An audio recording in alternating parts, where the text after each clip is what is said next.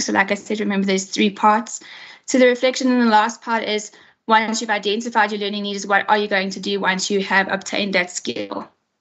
How is that going to affect your future practice? So in preparing your reflection, you need to first identify that you've chosen the correct competency standard for your specific learning need. The second is to describe a context, a trigger incident, or a scenario that helped you to determine that you had a learning need. That learning need then needs to be described as well, but specifically to the skills required to do that CPD entry. It cannot be limited to the context of the scenario that you provide. It needs to refer back to the competency standard or the CPD in order to show that you can develop a skill to apply that CPD or that competency standard across different scenarios and not limited to the trigger incident that you describe. And then you also need to provide you need to provide how you intend on applying that learning need in the future. So say what you're going to do with that information that you've learned or that skill set that you've learned for your future practice. Okay, thanks, Nat. Then the second phase of the cycle is planning. Planning is an indication to your assessor or your moderator what resources you're going to use to develop the skills necessary to achieve the behavioral statements related to their competency standard. In other words, what tools and resources are you going to use to develop the skills required to complete your entry? So often we find that within the planning, the resources are mentioned within planning, but without details. In other words, they've indicated that the intern's going to use the GPP, they're going to use Pharmacy Act, they're going to use the SAMF. These reference materials or resources are vast, and you can't just mention that you're going to use the GPP. What part of the GPP are you going to use? So looking on the right-hand side, you need to add chapters, sections, and page numbers where appropriate to the resources that you're using. Your resources can't just be generic. They need to be specific and related to your behavioral statements. Not only do you have to indicate what resources you're going to use, but you also have to describe why you've chosen those resources. So you need to provide a rationale for those resources. So you need to describe what resource you've chosen, be specific about that resource in terms of its chapter, section, page number, or if it's a peer-reviewed article, a title to that article. And then you need to indicate why you've chosen that resource. And then planning, also we've noticed as an error is that interns submit planning that is superficial or insufficient. So generally, interns are aware that they use the GPP in the majority, or they use legislative documents in the majority of their CPD submissions. So they'll generically state that they'll use the GPP, Pharmacy Act, and Medicines Act, even if it's not relevant to the entry. So it can't be an irrelevant resource. The resource needs to be linked directly back to the competency standard by referring back to the behavioral statements. So the resources need to be indicated in specificity. They need to indicate what chapter, section, page number where appropriate. You need to describe why you're using it, and you need to link it back to the behavioral statements.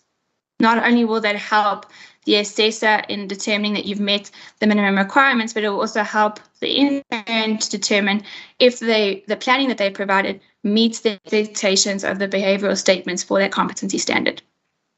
And then lastly, planning has also been indicated sometimes where interns have submitted planning as what they intend to do.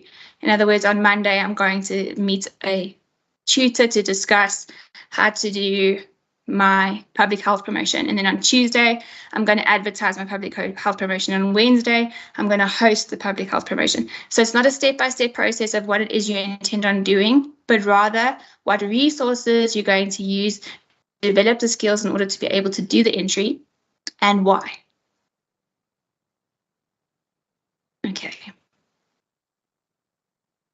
And then phase 3 of the CPD cycle is implementation. Implementation is where the intern provides context to what has been undertaken in order to prove competency for this entry. So what we often find as an error or an omission in submission of CPDs under implementation is that the intern has provided text that says what has been done. So they've indicated what steps they've taken in completing the CPD entry, but there's no evidence to support the text. So remember, the evidence that you submit as part of your CPD needs to support the information that you provide within your implementation. Your implementation needs to provide an overall context of the step-by-step process that you undertook. You need to explain why you took those steps. So it can't just be on Monday I met with my tutor, on Tuesday I advertised, on a Wednesday I had the meetings. It has to be very clear about why you took the steps that you took in implementing and taking the steps that you took in your implementation. Then each step that you've taken, you need to link those steps to the evidence and to your behavioral statements. So why is that important? That helps your assessor and your moderator to see that you have achieved the expectations of the behavioral statements of the CPD, but it also helps the intern and tutor in guiding you in completing the entry. Have you met the minimum requirements for the CPD entry in terms of meeting the expectations of the behavioral statements? And based on those behavioral statements, have you met the objectives? Does your implementation and your evidence prove that you're actually competent for that behavioral statement? And then there under the example, it says, I applied the SOP in the implementation, but the evidence doesn't show, it shows an annotated SOP. So in some instances, you would find that the intern has indicated under implementation what they've gone and done, but within the evidence, there's no support to support the findings of the implementation. So just including an SOP without having it been annotated or evidence that has been implemented doesn't prove competency.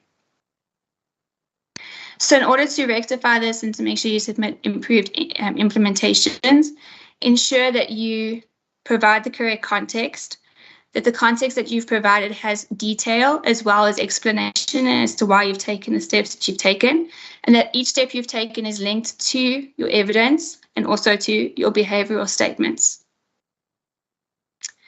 Okay. Then the evidence. So your evidence, the biggest issue that we're finding with intern evidence is that it's insufficient. Interns are submitting evidence that is considered blanket evidence, where they will submit one item to cover a vast majority of the behavioral statements within the competency standard and hope that evidence submitted will deem them competent. For example, competency standard 4.6, which is policy development. We've had often where interns only submit the SOP. The behavioral statements with competency standard 4.6 are two in part, where the intern has to implement policy as well as SOP. And because policy is mentioned within the SOP, the intern believes that when they submit the SOP as a piece of evidence, it's a blanket evidence that will support all the behavioral statements of that entry, which is not true. In addition, just submitting an SOP doesn't prove to me as your assessor or to your moderator that you've taken the steps necessary to implement that SOP. So an SOP is not enough to prove competency. You have to show that you've been able to implement each step of that SOP to prove competency. Then interns, like I've said before, have also submitted less than 75% evidence for the behavioral statements that are covered. This is very commonly seen in competency standards that have a number of behavioral statements. We've seen them quite commonly in competency standard 2.2, which is patient counselling, and in competency standard, I think it's 3.4, which is medicine dispensing, where there are a number of behavioral statements and the intern will submit 3 or 4 pieces of evidence and not address all or at least 75% of the behavioral statements to prove competency. So just as a reminder that any competency standard that has 4 or more entries or behavioral statements has to prove 75% competency for the behavioral statements listed. So how can we overcome that? You need to look at the behavioral statements for your competency standard. Look at every single behavioral statement that is listed and provide evidence for each behavioral standard separately. Why is that important? Because rather err on the side of caution, rather add more pieces of evidence than too little to prove that you're competent in your entry.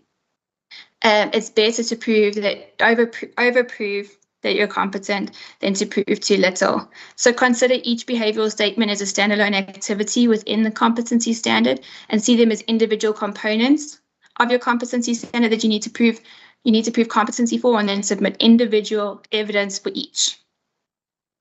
It then says you can still achieve required MET even if one piece of evidence is rejected.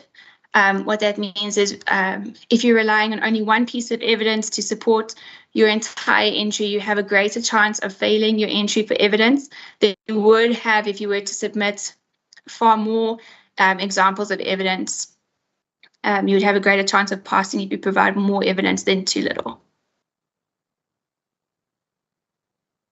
Then within the evidence, we've also seen errors in terms of annotation. So we find that interns often confuse the concept of annotation and labeling. Annotation is a note as to your implementation.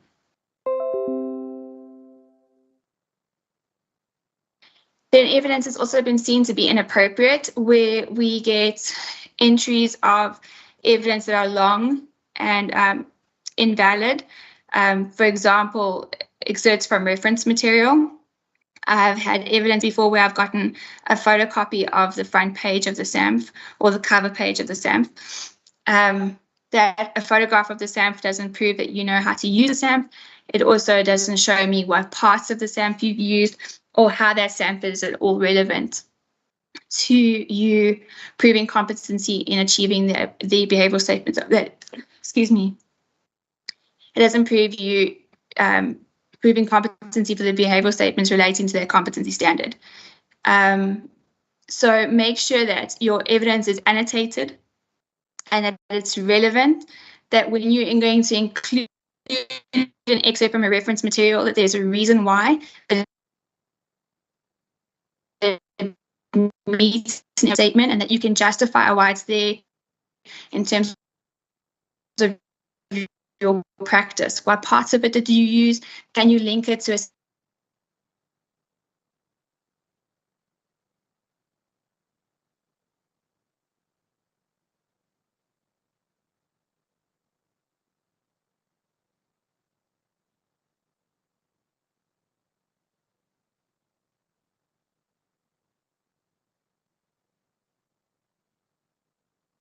Stephanie, you've broken up. We can't hear you at all. Sorry, Nancy. Yeah, I saw that my Wi-Fi jumped out there. Okay. Where did I break up from?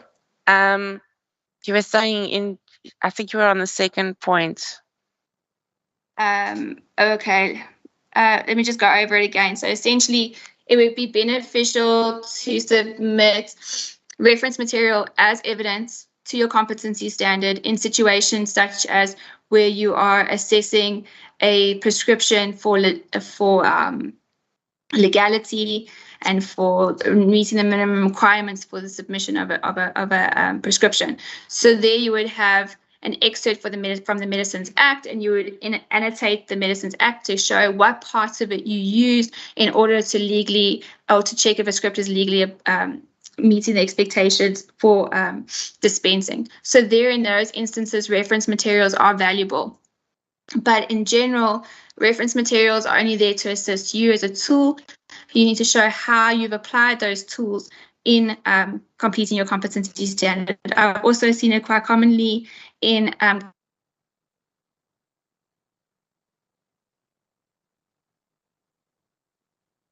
the Pharmacy Act, and they've indicated, for example, the scope of practice of a pharmacist, but they haven't indicated, or scope of practice of a pharmacist intern, but they haven't indicated how they've applied those reference materials. So reference materials are great, and you can include them in your evidence, but you have to show how you have applied them in order to prove that you're competent in using them. Then you need to ensure that your evidence is valid. So in other words, it's relevant to the competency standard. So as previously mentioned in the GPP, students will or in the planning component, students will mention, or interns will mention that they've used GPP or Pharmacy Act, but they not necessarily relevant to the entry. So make sure that the tools that you're using are relevant to the competency standard, and make sure that the evidence that you supply is equally as relevant to your competency standard. Then we've also found that the evidence that is submitted in some cases is not legible. In other words, interns won't show the process of the competency standard from A to D, but will jump from B to A to D to C, which doesn't show a logical process or logical flow in terms of how the intern went about completing the CPD. Now, why is that a problem? It just makes it a little bit more complicated or difficult for your assessor or your moderator to keep track of what your intern is trying to show in terms of their competency. So that's where it becomes very important again to label your evidence, to show show your assessor and to show your moderator where your competency is coming from, and it will also show you as the intern and the tutor where the gaps are in the evidence that you've supplied. So in order to move forward in terms of your evidence to ensure that it's appropriate, make sure that your evidence is annotated correctly, that you've uploaded material that is specific to the behavioral statement, ensure that your evidence is valid, that's relevant to the competency standard, and that it's uploaded in a logical manner. Make sure that your evidence is legible. Can I make out your annotations? Can I make out your labeling? And overall, can I see what's happening within your evidence? Make sure that your evidence is not uploaded upside down. That's just basics. And then that it's arranged in a sequential manner or a logical manner in relation to the behavioral statements from your competency standard.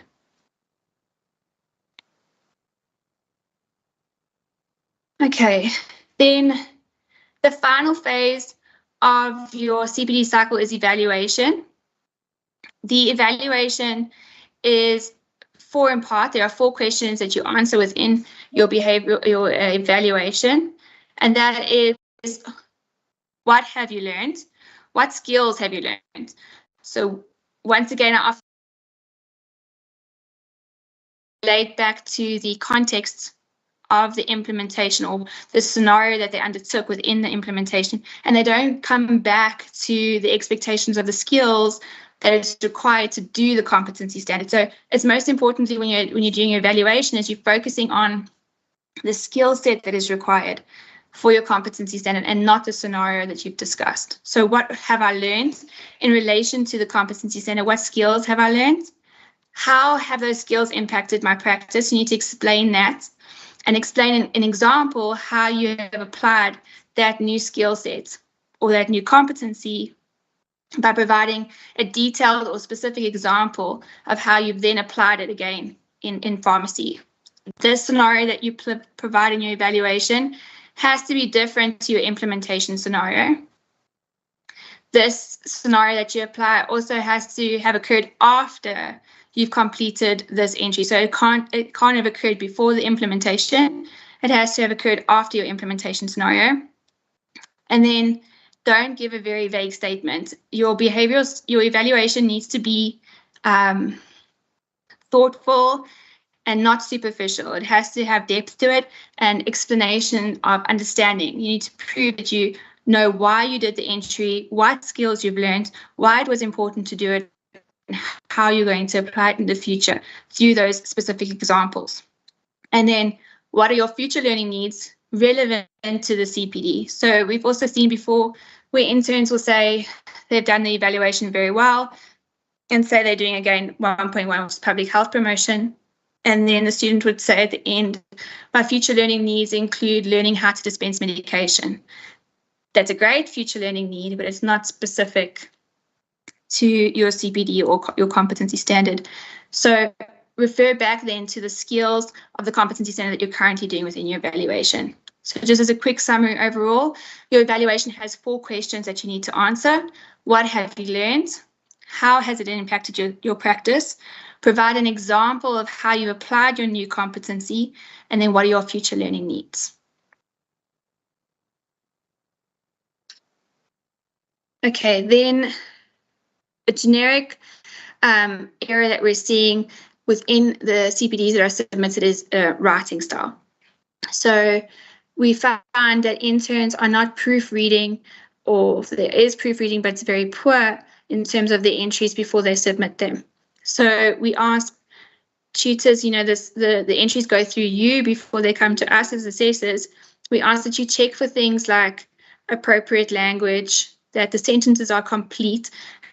For example, within reflection, they can get cut off, or implementation, any of the written components of the entry, they can get cut off, and then the intern hasn't completed the entry appropriately. We're also finding spelling errors and grammar errors. If tutors could just check up on that before the intern submit them off for assessment. So first off, interns is to do good proofreading, ensure that you've checked for spelling errors, make sure that there's no inappropriate language that's being used, and that everything that you're putting within those sections is not being cut off. Then in addition, also make sure that the text that you've entered is placed under the right section or the right phase of the entry. We have found that interns have placed their implementation under planning, their reflection under evaluation. So make sure that the information that you want to put under each of those phases is relevant to those phases and is specific to those phases, and double check that the information you want in those sections are accurately placed there.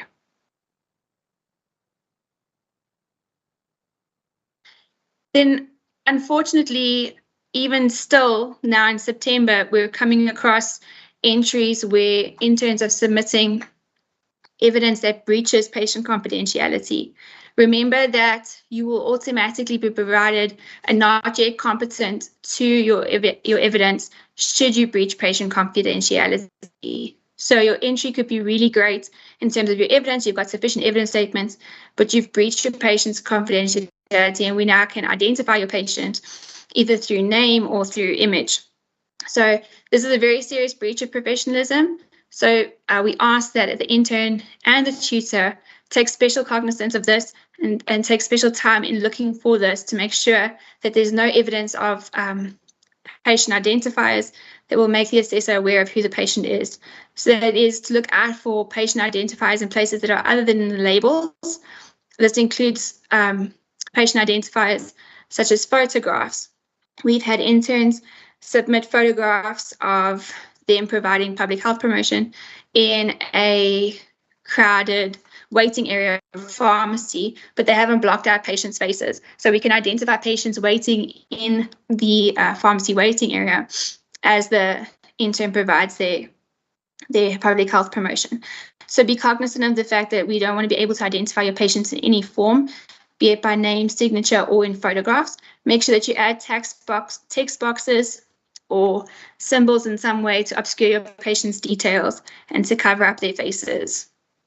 Especially look out for any changes in the movement of these text boxes when you move your document over from a Word document or a PowerPoint into a PDF version, because these text boxes can move out of place.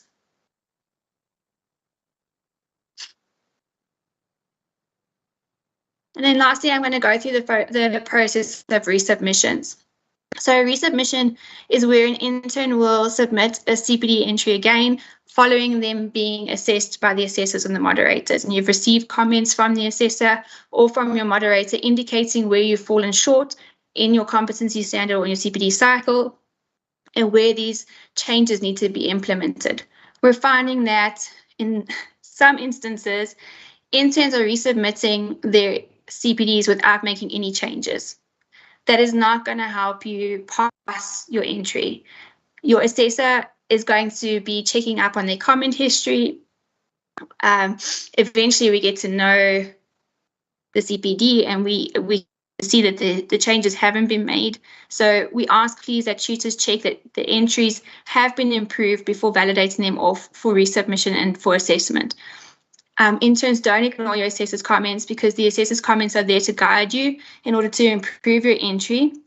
And if you were to ignore them, I'm not going to see it a second time and I'm going to change my mind. I'm following a set rubric when I assess you, and I've identified an error and I do have the comment history, so I will be able to follow up and see that you're not making the necessary changes on your entry, and you will once again be found not competent. Do not bank on shortcomings being ignored the second time around.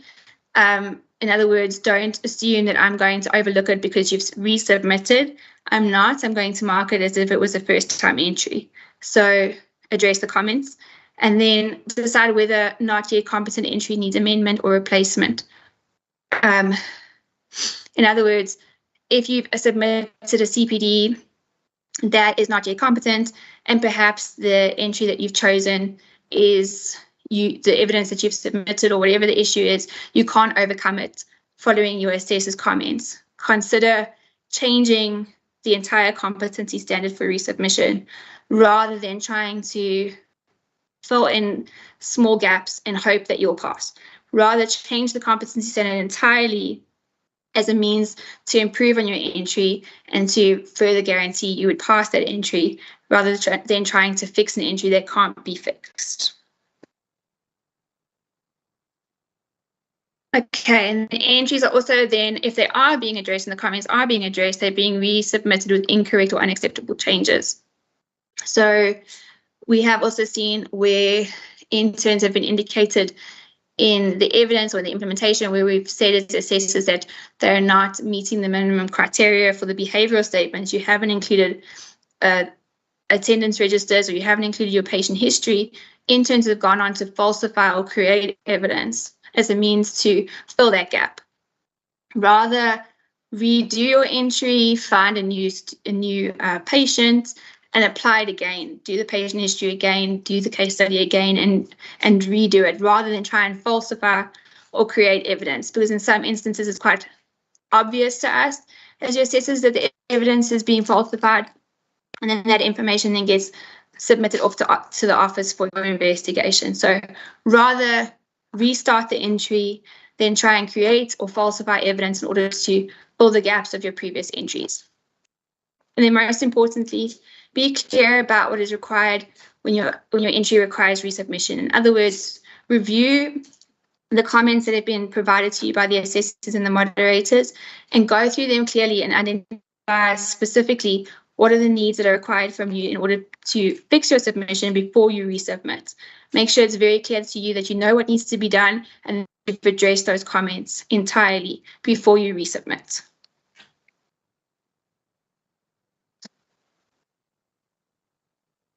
Okay, so now I'm going to hand over then to Dr. Padiachi, who will go through the specific problematic areas within the competency standards.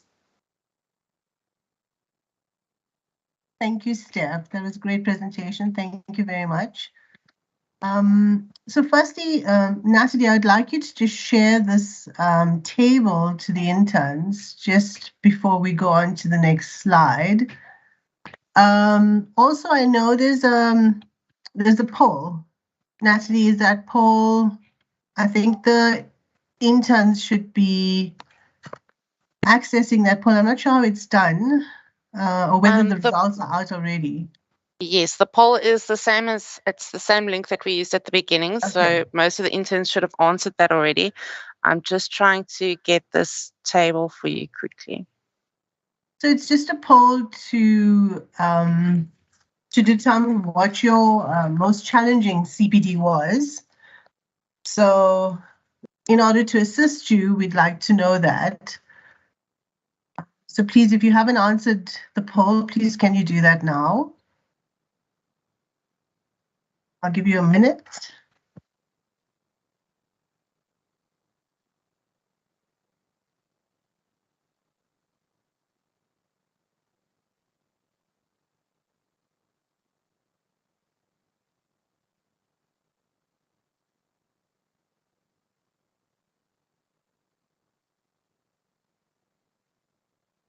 Nelivini, do you want to see the table first or the poll results?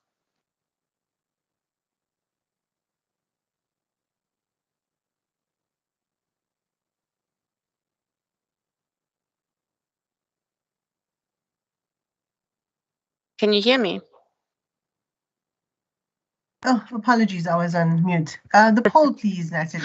All right, not a problem. Thank you.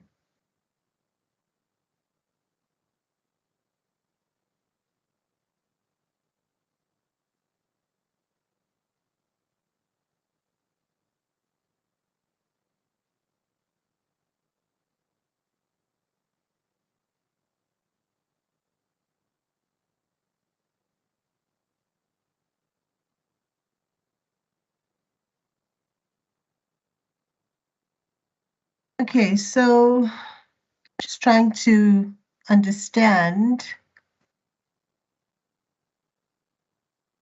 which domain was the most challenging.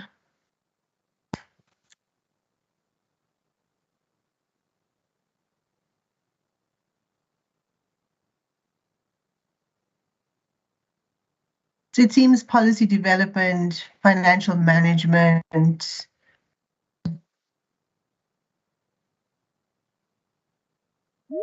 implementation, critical analysis. Okay, so policy development, financial management seems to be challenging competency standards. Okay, we'll keep that in mind as we go. Natalie, please can you display the table for me? Thank you, interns, for filling in the poll. So I'd like you to have a look at your intern manual. And before we begin, it's just important for you to understand that the way that assessors and moderators assess and moderate your CPDs, we use this particular table to guide us. And it is in your intern manual, and I think it has been reiterated quite a few times over the last few sessions that we've had. It's on page 33. And you can see it gives you a guide as to how your marks are allocated. So if you look at reflection, planning, implementation, and evaluation, it gives you a specific guide on where your marks, how your marks are assigned to you. So in order to get your full 4 marks, you need to be able to, or in order to be fully competent, you need to fulfill all of those requirements. And if you're missing 1 or 2 of those requirements, that's how you lose your mark range. So just bear that in mind as we go through each of the competency standards, so you're aware of how we assess you guys. So you can begin the presentation, Natalie. Thank you.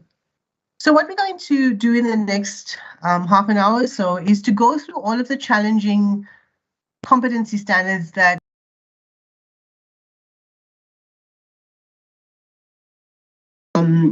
not only are they challenging, but also we find that they are commonly done by interns. And where are some of the pitfalls that we encounter when you go through these competency standards? So remember, when you're going through each of the competency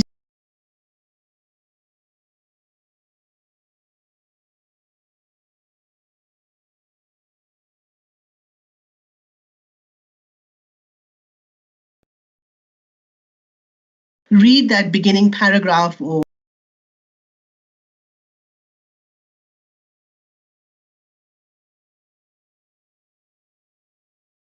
write it and understand what does that competency standard entail. Also take note of the recommendations. There are quite a few recommendations that are provided by council in the manual. There's requests or guidance on what is recommended, what is possible, and what could be the challenge.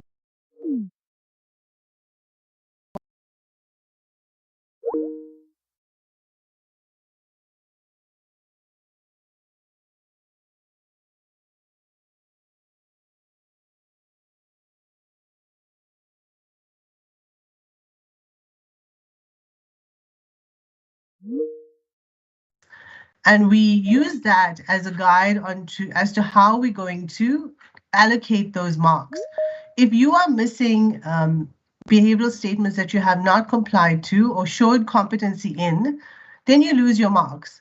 And as Stephanie has mentioned earlier, remember you have to cover 75% of your behavioral statements when it comes to your evidence. So ensure that you have at least 75% of those behavioral statements that you have discussed in the relevant sections in your CPD cycle. Ask yourself before you start, can I provide evidence for sufficiency of those behavioral statements? So before you continue and go ahead with that particular competency standard, ensure that you are able to cover 75% of those behavioral statements. Ensure that you have evidence that will cover all of those behavioral statements, obviously 75%, where it is valid, where it's sufficient, it is relevant to that particular competency behavioral statement. And it is current as well. So it has to be in the year of your internship. If you look at your previous presentations on 69 to 75, slide 69 to 75, we refer to this in that presentation.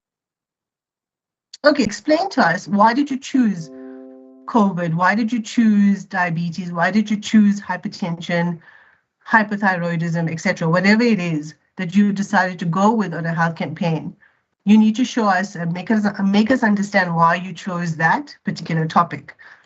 Also, prepare the intervention. So what are the interventions that you are going to provide to your audience? What information are you going to provide so they can leave that environment where you are producing or providing this public health campaign more knowledgeable, and they would change something that happens when they go eating better, or taking their blood pressure more often, or testing their glucose more often, whatever the information or message that you are trying to get across, or the intervention. You need to deliver the intervention to a target audience.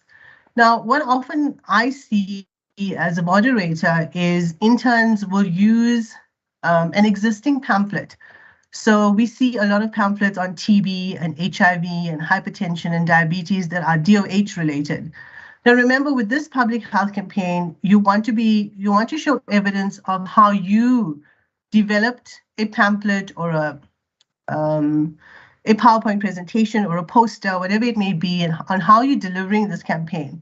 You have to show that it is your own work. You cannot use an existing pamphlet that has been provided by the DOH. So just bear that in mind as well. Remember, the purpose of these competency standards is to show or to prove to the assessor and the moderator that you are competent in this particular area. So you have to go through the entire process right from scratch, from the beginning right to the point of delivery. So just please bear that in mind. Assess whether the intervention was successful in causing the target audience to take appropriate action. So here, what you could even do is you could put out a survey. You could ask the audience to come give you feedback later on in a week or so to see what information that you've delivered has had an impact on their lives. Or alternatively, if you are giving a diabetic campaign talk, for example, and you see your patients in a month's time, you may test their blood glucose and see, oh, okay, within this group of individuals, we're seeing that their blood glucose is much more controlled. So these are the types of interventions, and these are types of evidence we would like to see when you are trying to fulfill all of the behavioral statements within this particular domain. So going into more detail, Natalie, the next slide, please. So looking at 1.1 specifically, remember the audience has to be a public or larger community, and not individual patients or colleagues as described. Randomly chosen target audience is not relevant to that are not relevant to the health message. So your target audience, you have to show us, so why did you choose that target audience?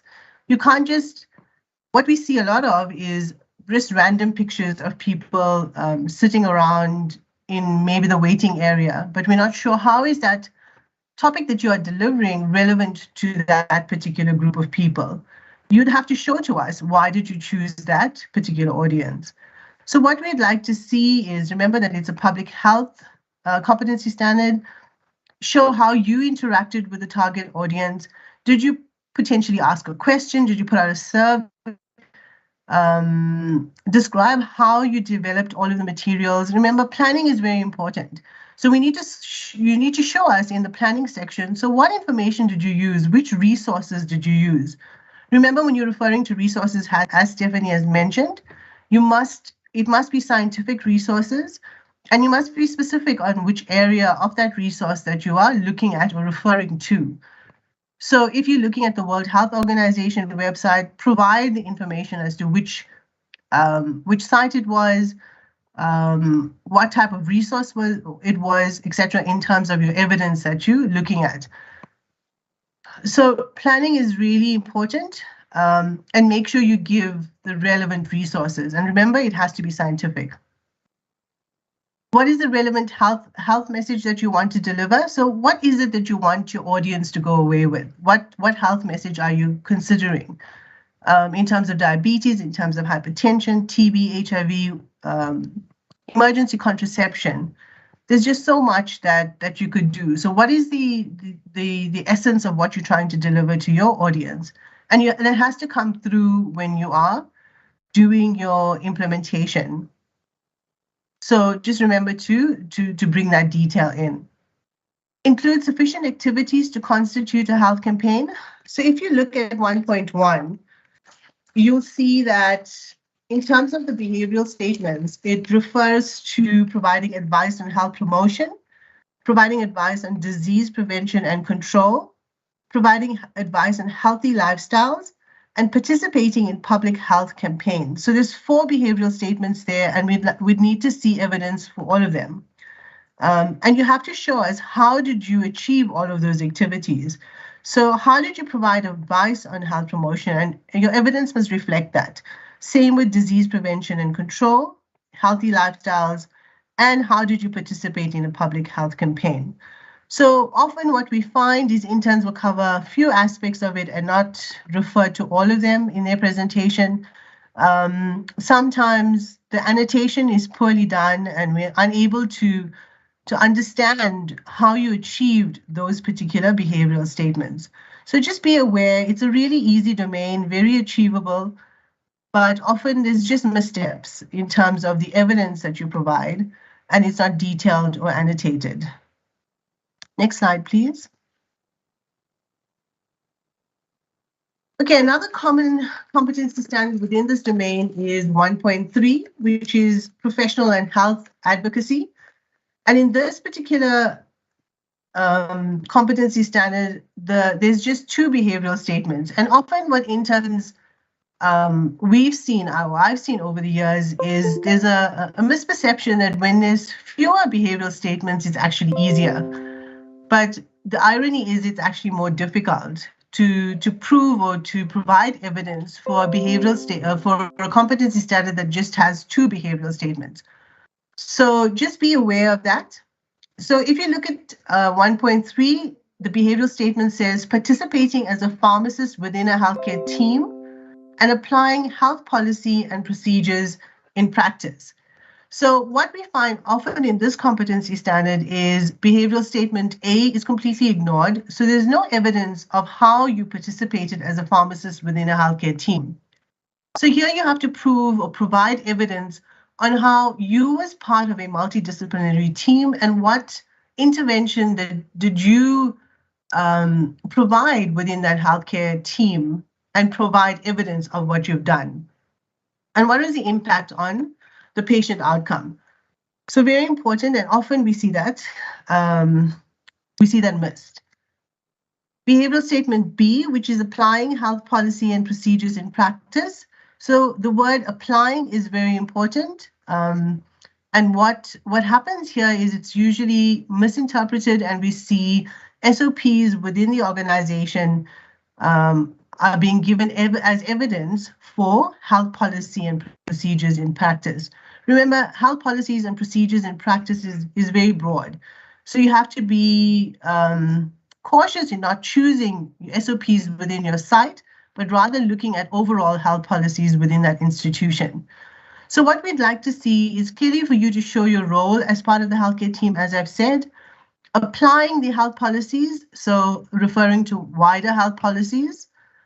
And then remember that domain 1 is public health orientated. So the policies that you want to look at has to be within that domain, which is public health. Thank you. Next slide. So domain 2. Domain 2, we're looking at patient counseling.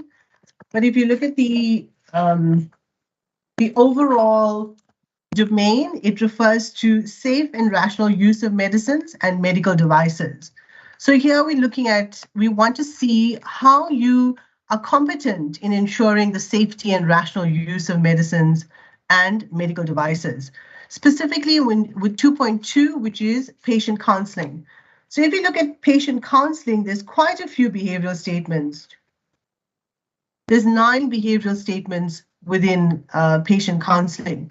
So it's really tricky. You have to make sure that you cover 75% of those behavioral statements. And the biggest challenge here is often interns fail this competency standard because they have not covered 75% of those behavioral statements. So that's the biggest reason you may be deemed incompetent in this particular competency standard. So what we'd like to see is first for you to be able to establish patients' understanding of the patient counseling that you are giving. So the information that you have provided, the patient must show, or you must provide evidence to us on how do you know that the patient has understood the information that you have provided? If you're looking at emergency contraception, for example, what advice did you provide? And how do you know that the patient has understood the advice and will apply that advice? So you need to include here patient feedback, which must be dated and signed to verify that counseling actually took place. So you get the patient to sign a document which states what you have, what information you have provided and what the patient's feedback is. Your notes taken during the counseling session. So what was the dialogue? What information did you gather from the patient? Because when you're counseling a patient, we know as pharmacists, you need to take a detailed history. So what are the questions that you asked during this counseling session? Did you ask the patient about what medicine did they take? What other chronic diseases that they had? Are they taking over-the-counter medicines? Are they pregnant? Is there family history in terms of any genetic conditions? So the questioning is so large. And as you know, in your undergraduate degree, you would have learned about how to do counseling and what the correct way to do counseling is. And taking a patient history is crucial. So patient-specific counseling plan is what we would like to see as evidence in competency 2.2. Focus on interaction with the patient, so the actual counseling and not only on the medicines. So here what we find as evidence is sometimes interns would provide just a picture. And I know they say a picture speaks 1,000 words, but when it comes to evidence, it really means nothing to us unless it's annotated and unless you've given us some detail as to what that picture means in the context of what you're trying to explain. Remember that an uploaded photo does not prove that counseling took place because it could be any random person that maybe even works in the pharmacy. We're not aware of who that person is, but you have to provide information as to what's happening in that scenario. It cannot be your only evidence. It has to be supporting evidence. So a photo in this scenario is usually supporting evidence. Check that the sufficiency of the behavioral standards are all covered. So you have to look at 75% of the behavioral statements that you need to cover. And it's quite detailed. You have to apply your mind when you're looking at the the behavioral statements within patient counseling. If you look at C, it says listening effectively using active and reflective listening techniques. Now that's really difficult to be able to put into evidence. So you have to be very,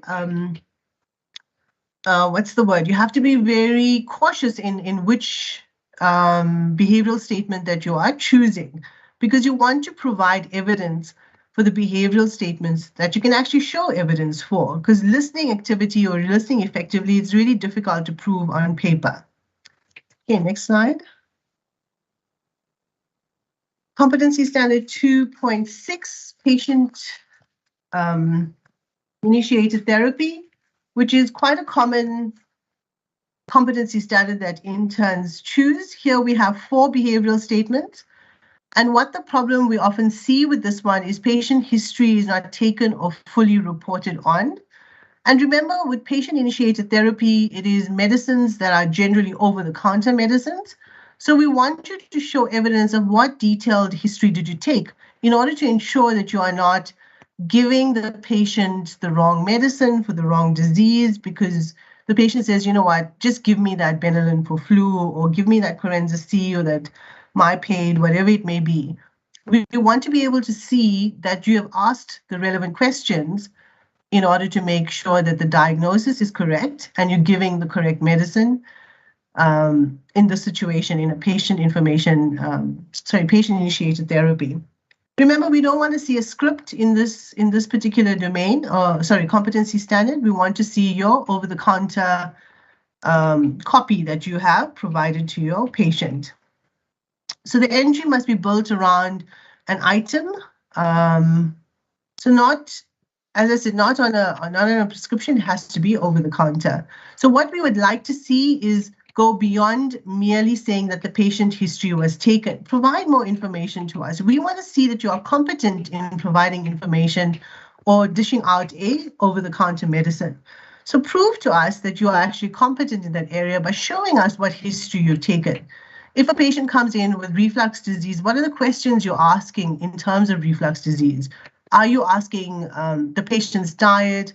Are you asking the patient, are they taking other medicines that potentially could contribute to reflux disease? Is there chronic medicine? Is there a history of reflux? Is the patient having lots of spicy food, for example? Is the patient overweight? So there's so many things you could ask in relation to the scenario that you are presenting. Also provide the patient responses in terms of what is the patient saying and how, based on the questions that you've asked. Include in your discussion how your evaluation of history assisted in the choice of treatment. So very important, we want to know, so why did you decide on that particular medicine? There's just such a plethora of medicines on OTC medicine, especially when it comes to reflux, for example. What made you make that decision?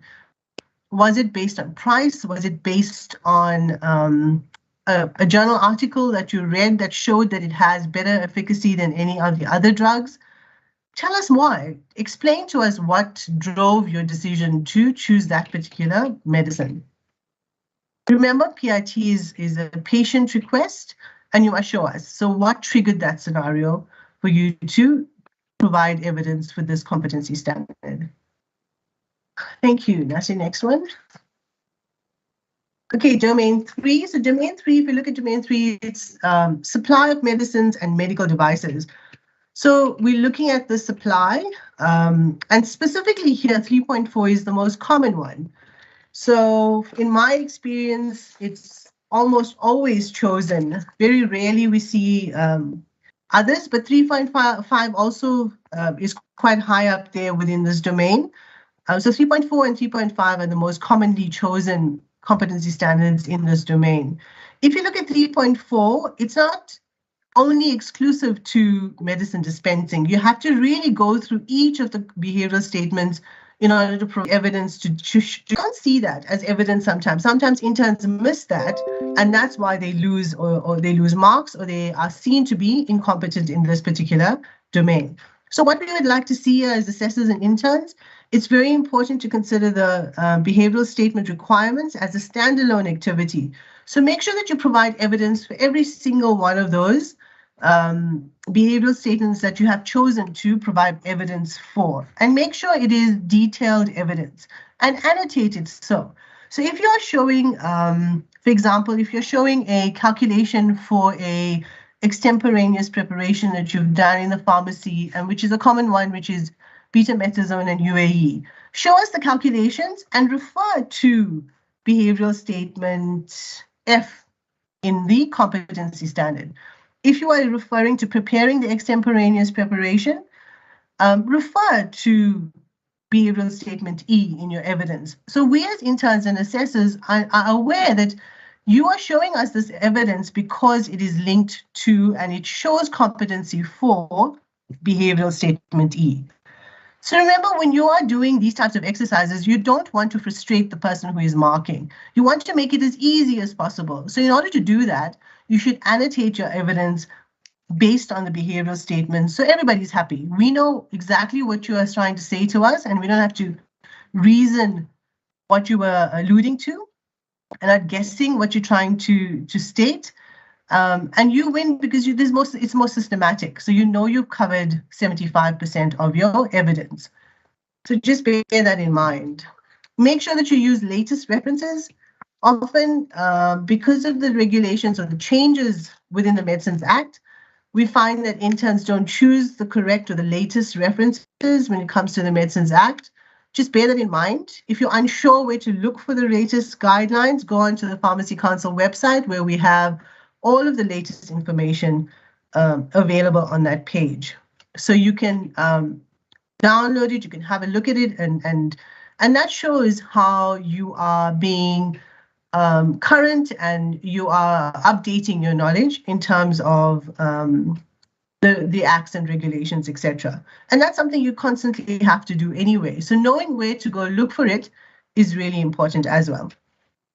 Don't attempt this competency standard unless you have examples of proper extemporaneous compounding and pharmaceutical calculations.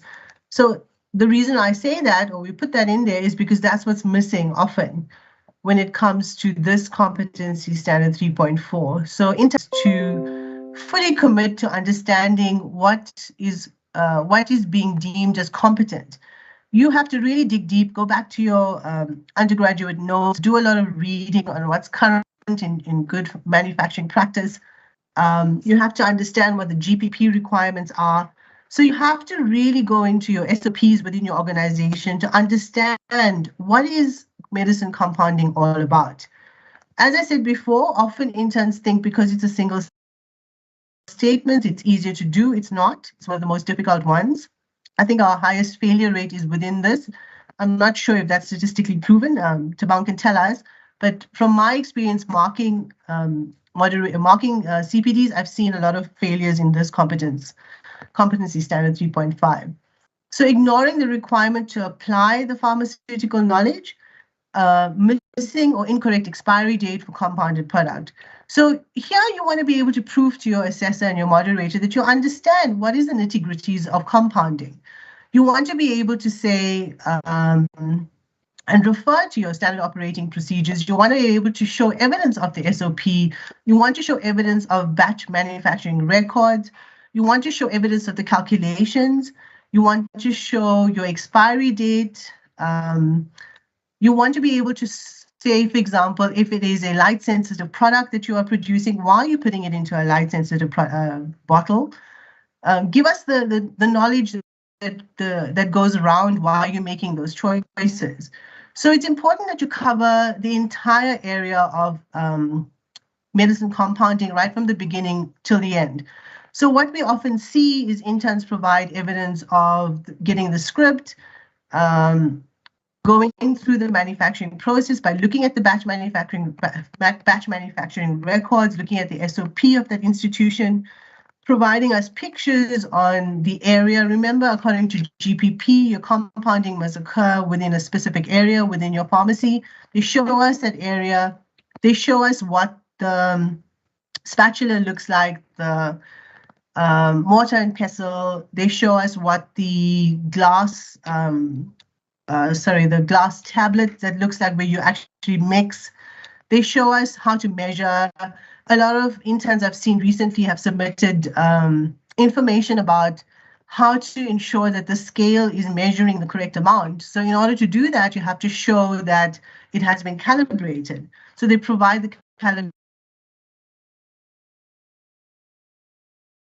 calibration certificate for the scale. What's happening and how they mix it. They show us the expiry date and how the expiry date was calculated. Even before that, they show us the calculation of what on that label. How did you calculate it? How did you come to that expiry date? Did you put the batch number in? How did you get to that particular batch number? Is it based on what the SOP states? Did you follow a process based on the previous batch number? We need to be able to see all of that, and that's where the batch manufacturing record comes in. So it's quite a comprehensive competency standardization. So that's what we want to see. Even if it's wrong, explain to us why you think it's wrong and how you've rectified it. Thank you. You can move on. Okay, domain 4, which is your organization and management skills.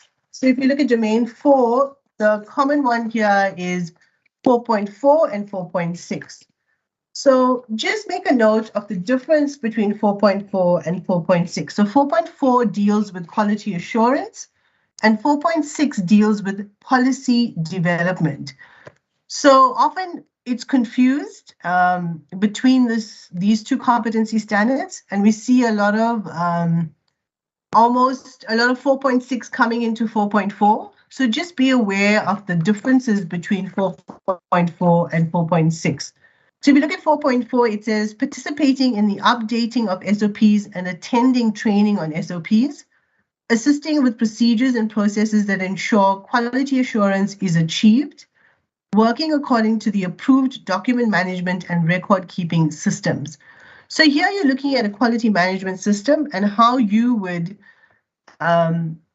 ensure that your organization that you work for has the best quality management system. Here, often what happens, and this is more, from my experience, more aligning towards regulatory and industry, where we see a quality management and a quality assurance pharmacist is involved in managing SOPs, documentation, record keeping. You have to make sure that the original SOP is kept at a certain place, how it's updated, what is the organization's policy on updating an SOP, how often it gets updated, who updates it, who gets the final say on approving that SOP. So it's very much a quality perspective and ensuring that the documentation systems are in place so everybody in that organization understands what are the SOPs in that organization and how it applies to whatever job that they may be undertaking. 4.6, on the other hand, is more specific to dealing with policy development. So here it's quite simple, two statements, two behavioral statements. It says apply policies and apply SOPs.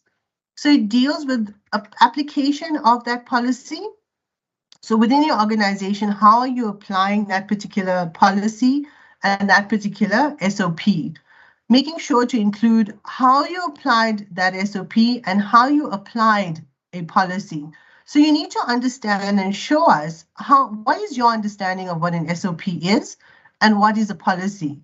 You need to show us how you applied that SOP, something as simple as good housekeeping. How did you apply good housekeeping within your institution or your organization or your pharmacy, wherever you may work? And show us evidence of how you applied that particular SOP, be it housekeeping within your organization. If you're looking at a policy, so if you're looking at pharmacovigilance, for example, SAPRA has a detailed document on how to report adverse drug reactions within your organization. So how did you apply that policy? Because that's a policy that comes from SAPRA. So show us what is the guideline document that you used and how you applied it in the scenario, be it maybe you came across an adverse reaction with a patient.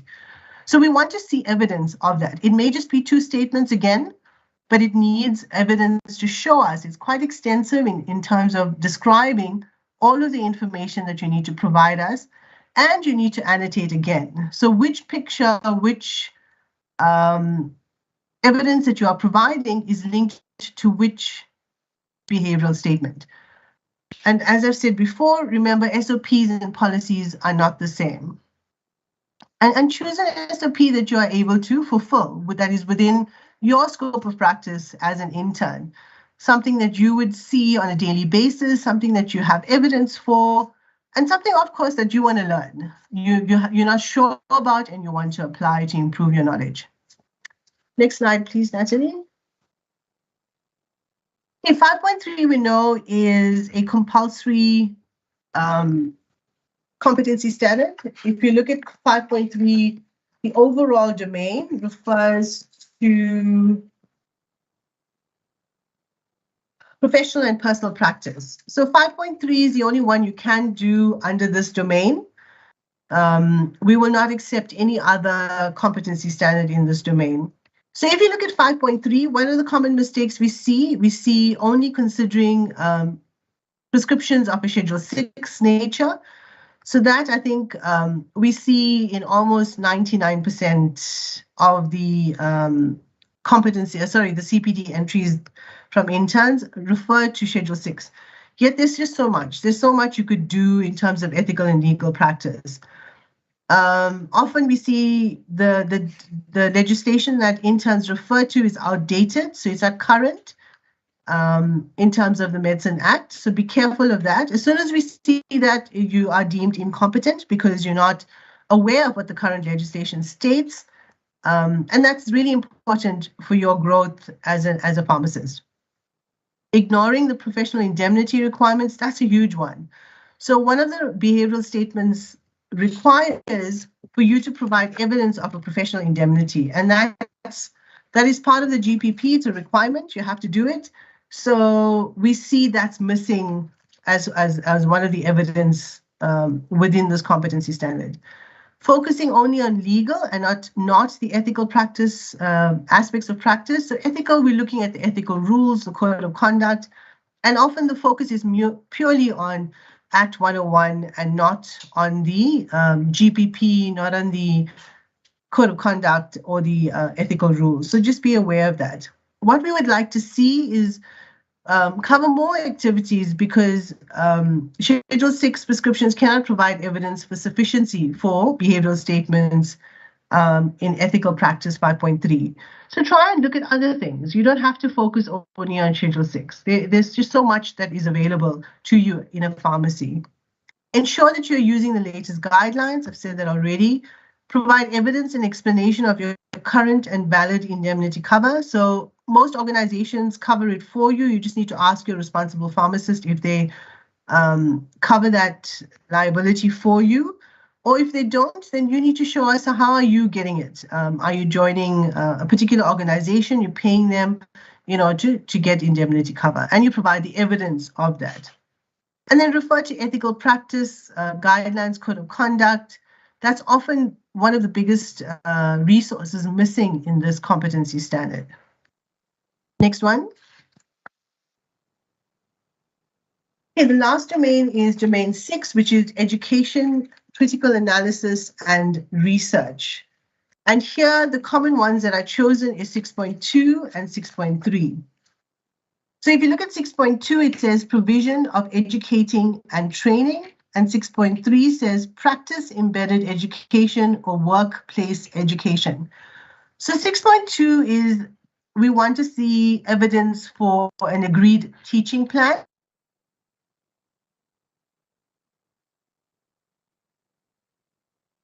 Pharmacy, sometimes, can you hear me? Natalie, am I audible? Yes, you cut out for a split second there. Second, yes, I saw that. Thank you. So in 6.2, we want to be able to see a training plan. And that's really been the drive recently. If you look at SAPRA and what their requirements are in a pharma company, you have to have a training matrix. And with CPDs having become compulsory, every pharmacist should really have a teaching plan. And what is their program for the rest of the year in terms of how are they going to improve their staff's knowledge? So you have to show us what is this teaching plan that your organization has had, and show us evidence of that. Maybe you're going to cover based on the the program that you do every month. I think it's the Department of Health that has a program every month. They cover a certain topic, so you could follow that. Or you could, based on what your sales is, like during winter, you would cover more flu items or flu diseases, pneumonia, bronchitis, etc. So we want to be able to see what your teaching plan is. Guidance from experienced colleague. So you want to have exposure or show us evidence of who did you speak to regarding this training plan? Was it the responsible pharmacist? Was it the pharmacist in that pharmacy that guided you on how to go about this teaching plan? Teaching and learning materials that was developed. So what did you provide? What information did you give? Was it a PowerPoint presentation? Did you do a poster? Did you do a pamphlet? How did you cover that learning material within your the staff in your organization? And then self-assessment. Participating in developing the learning activities. So you want to be able to do self-assessment and provide evidence for that. Now, on the other hand, 6.3 is slightly different. And here is looking at formal education of students. So like Stephanie and I, we teach pharmacy students, we lecture to pharmacy students, and we are suited for this particular competency standard because we're exposed to formal education of students. So you must be able to provide evidence of the formal training or formal education of students within that environment. So looking at colleagues in a pharmacy does not fulfill the competency within this competency standard 6.3. It has to be a formal education. You must provide evidence of the course or module into which your training fits. And often this lies or leans towards academic interns who have the exposure of formal education training. So be careful of these two competency standards.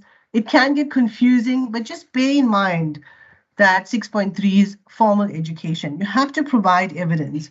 It's just a single statement, behavioral statement. As I've said before, single statement is really difficult. It says participating in the formal education of students in a practice environment. So be careful of that one. There's just so much you can cover. You need to show evidence of the material, evidence of who you're delivering the information to, an attendant register, for example. Did they understand the information that you delivered? You have to show proof of that. So there's quite a lot of evidence you need to provide to show or deem competent for this competency standard. So this domain requires focus on education-related skills, not the subject of the training material. So as Stephanie reinforced in her presentation, where often the presentation is, or the intern focuses more on the actual material being delivered.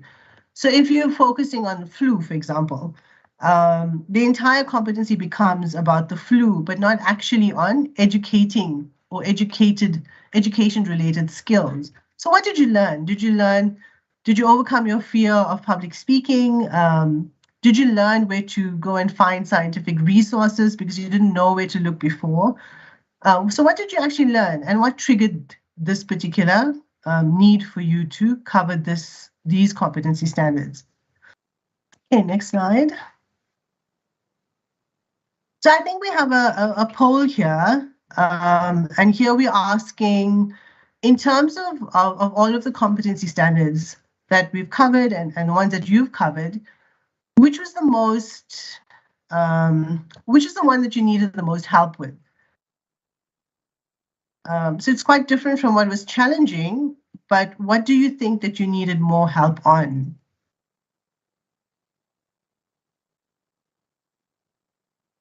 Policy development, health promotion comes up.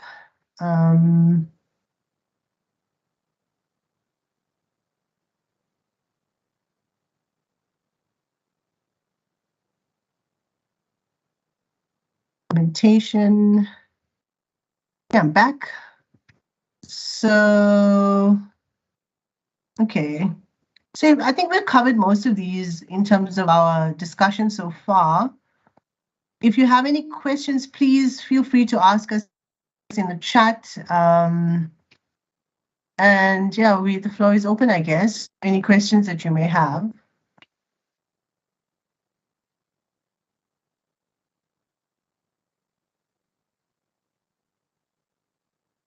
Do you have any questions so far?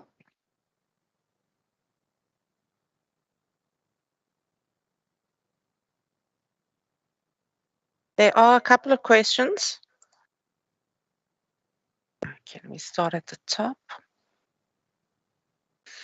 The first question, hi, I've sent previous emails and queries to the SAPC and no one has responded to me up to date. I'm really starting to panic because I started my internship late on the 1st of March. Do I qualify to write the exam in October or do I have to write in March? In addition, how will this affect my ComServe year? Would I be delayed an entire year or is there another intake in the middle of next year? I would really appreciate a response because I've been waiting for feedback about this for quite some time. Okay, this was Anonymous. Anonymous, please have a look at your intern and tutor manual, and that clearly states when you are eligible to write the exam in October. Okay, you have been practicing since the 1st of March as an intern, so you have been an intern for more than 6 months. If you've submitted the required CPDs and your tutor has submitted the required progress reports, as well as you've taken part in one of the practice exams, you shouldn't have a problem booking for the exam in October. Okay. With regards to the intake, yes. Maybe just to add on that, the intern is saying she started her internship in March. Yes. Okay. Yeah, in addition to what you have said, the intern should have submitted 6 CPD entries and be competent in at least 3, because she's not yet on his or her 9th month of internship.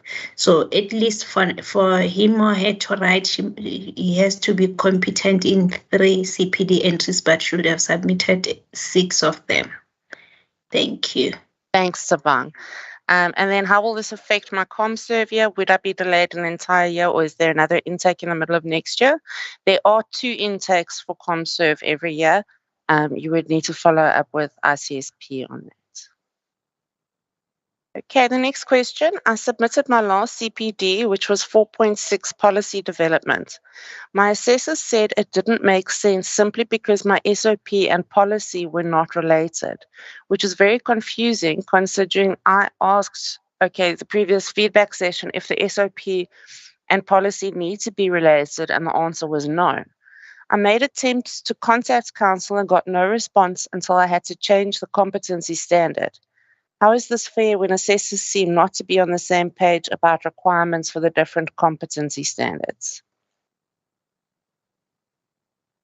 Tavang? Maybe Veni will take this one. Please, Nela Veni. Or Stephanie. It's a difficult one to respond to unless we have the evidence of, what exactly transpired. So is it possible for this intern to provide us more detail on a private email? Tabang, how can we do that in order to, just because I can't comment on, if I don't have the evidence? Natalie, did the intern provide the P number or the name? Something that we can No, use? they haven't. I'm going to reply and give them my email address. If the intern could please email me the query as they've submitted here and your P number, then our office will get back to you. Yeah, we apologize for not getting back to you, but councils, we personally, I know Stephanie and I, we often engage with interns if there's any queries. So please feel free to do that, and we are happy to help you in any way we can, and to rectify any concerns that you may have. Your next question. All right. Hi all. I submitted a policy with a policy number that also contains the SOP on page 2 or 3. This was accepted as the SOP, but not the policy, despite the fact that it is the policy. Kindly advise. So here with this particular one, it's about annotating. Often, SOPs come with the policies, but we want to be able to show in terms of how you're applying that policy and that SOP. Yes, you may have the same evidence SOP following the policy, but we need to see how you have applied that policy. So often the problem with 4.6 is the application of that SOP and the policy. So provide the evidence of the policy and the SOP, but also show us how you've applied it in your setting, in whichever environment that you work in. That's what's usually the missing element in 4.6, where we get lots of information and evidence of the policy and the SOP, but we don't see how it was applied within the organization. But also annotate. Annotation is critical because if we see it as all one document, we may miss it. Because remember, we mark thousands of CPDs, but it's not an excuse, but annotation really, really helps us in terms of establishing what you're trying to speak to us. You have to show evidence and annotate as if it's going to speak to us, as if you are actually speaking to us verbally. So just be aware of annotation. I hope I've answered your question. Thanks. Can I add on to that, Burns? Yes, please. I think it's also important to know that in the majority, SOPs do include, as I've mentioned previously, SOPs to indicate what policy documents were used to create the SOP. So like you're saying, annotation is important, but have you also included an excerpt from that specific policy document to prove that the policy document relates to the SOP correctly? And then from that policy document, have you indicated what is relevant from that policy document that fits in with the SOP that you've indicated? So there could be that's the missing gap, but also, as I agree with Dr. Padiachi, that it could be due to annotation and it could be omitted or missed, overlooked. Thanks, Steph. Okay. Annotation is really important. Thank you. Thanks, Natalie. Yes. Cool. Can you please explain what the core features of research are? It is a behavioral statement in domain 6, the research competency. I'm just looking at it.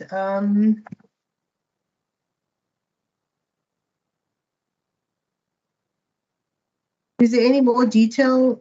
Is it 6.6, which says research? Yeah, I think it's that one. So I mean, my personal experience, I haven't come across any competencies that have been done for this one. But if you look at the domain, so if you look at the behavioral statements, it says describing the core features of research protocols and conducting research according to the proved protocol. So when you're looking at the core features of a research protocol, if you recall and if you go back to your undergraduate year where you had to do a research project, well, I know at WITS we do that. So there, what we want to be able to see is what the literature review is, obviously the topic of that research, the literature review, the gaps that are found within the literature to show evidence that, you know, this is a warranted research topic. If you want to, for example, if we're looking at COVID, we want to be able to see, in terms of COVID, what was the demographic that was affected mainly by COVID?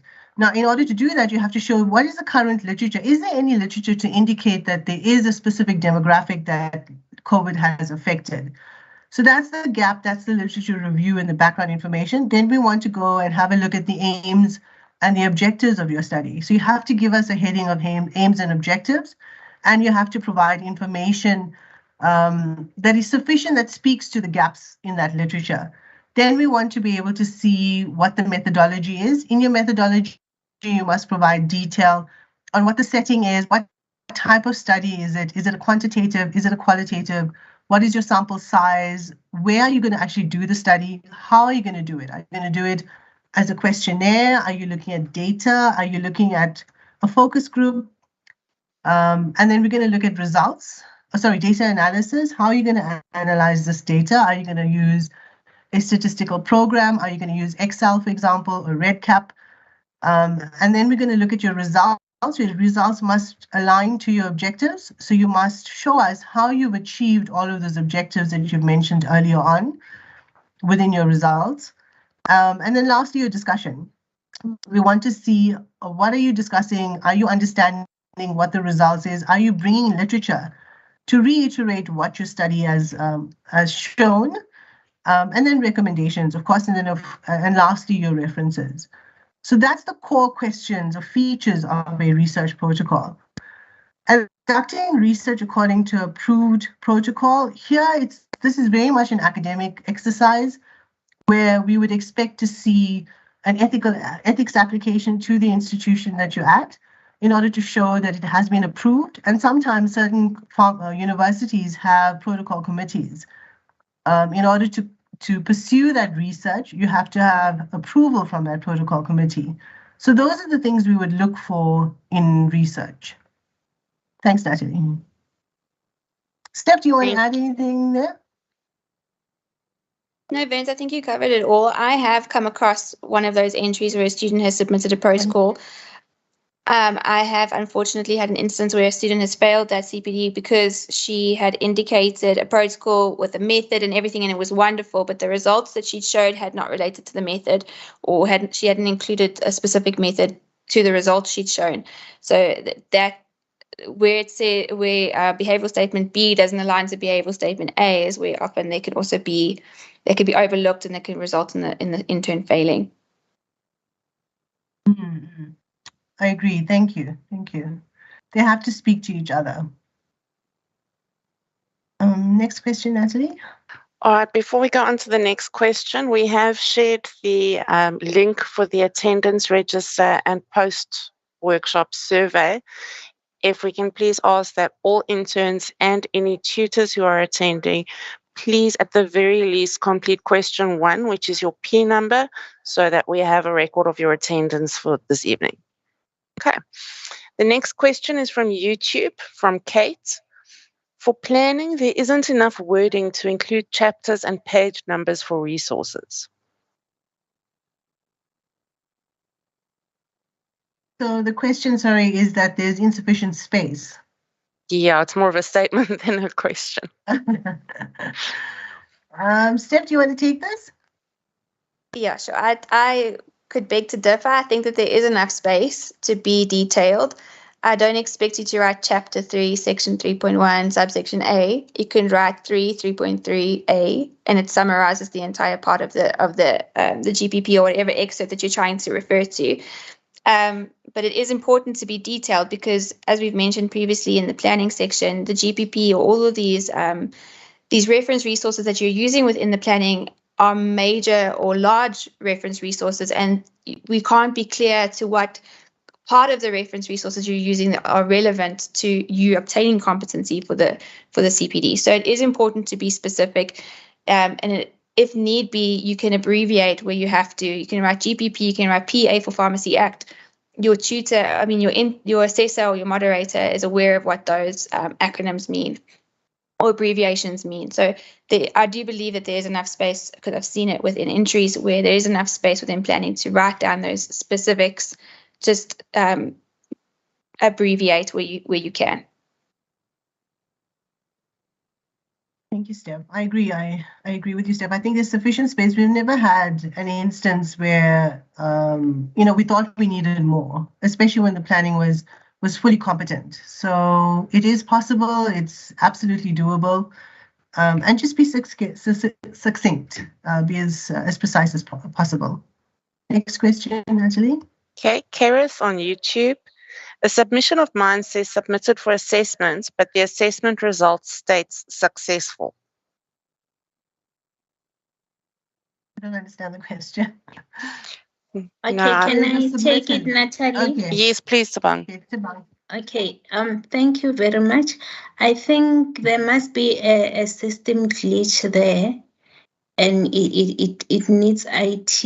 If the intern can also send you the PIN number so that tomorrow we can attend to that.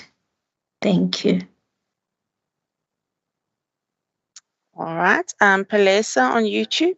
If, for example, I'm doing patient counseling, which has 9 competency standards, how do I show things such as listening effectively and communicating in a manner that demonstrates sensitivity in the evidence? Natalie, please go ahead. I didn't quite hear you. Say that again, please. If, for example, I'm doing patient counseling, which has 9 competency standards, how do I show things such as listening effectively and communicating in a manner that demonstrates sensitivity in the evidence? Oh, okay. I covered this in my presentation. So because patient counseling has just so many behavioral statements, you have to be very selective in which ones you're choosing. So as I said before, listening actively is almost impossible to show evidence for on paper. It's really, really challenging unless you go into the theory of it and show what active listening means in terms of the theory. But it's really difficult to show it on paper. So you would exclude that in your evidence, because remember, we're looking at only 75% of the evidence for competency 2.2. So be selective when you are choosing your behavioral statements that you want to provide evidence for, because you can easily cover 2.2, provided you choose the behavioral statements that align to a specific form of evidence. Thanks, Natalie. Burns, I also think you could in some ways prove the behavioral statements if, like you've said, previously, if you go into the science of it or the nitty-gritty of how to do active listening or whatever, if you can provide evidence that you know what active listening is, and then you've got maybe an affidavit from your tutor or a supervising pharmacist who witnessed your interaction to say that these are the steps that you undertook as part of active listening, signed by your tutor and then co-signed by you, I think that would be sufficient to prove that behavioral statement. I agree. Thank you, Steph. I agree. Palesa then asked, so if you haven't passed all the CPDs by the next submission, you can't write the exam. Palesa, you need to, if you've been an intern for 6 months, you need to have submitted 6 CPDs and be competent in 3. If you've been an intern for 9 months, you need to have submitted 6 CPDs and be competent in all 6 CPDs to write the exam. Diana asks, the text box when submitting a CPD entry has a low word count, which limits us sufficiently expanding on a specific learning activity.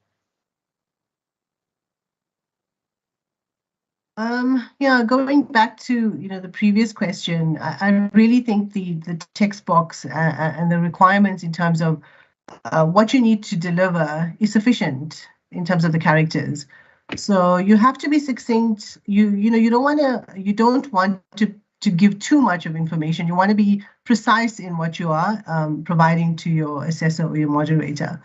We haven't really had any trouble. Previously, the text box has been sufficient in terms of delivering the information accurately and succinctly. Steph, do you want to add something there? No, I 100% agree with you. I do think that there is enough space. Next question, Ashley. Question from Facebook. But asks 5.3, please explain the evidence for behavioral statement 5.3c.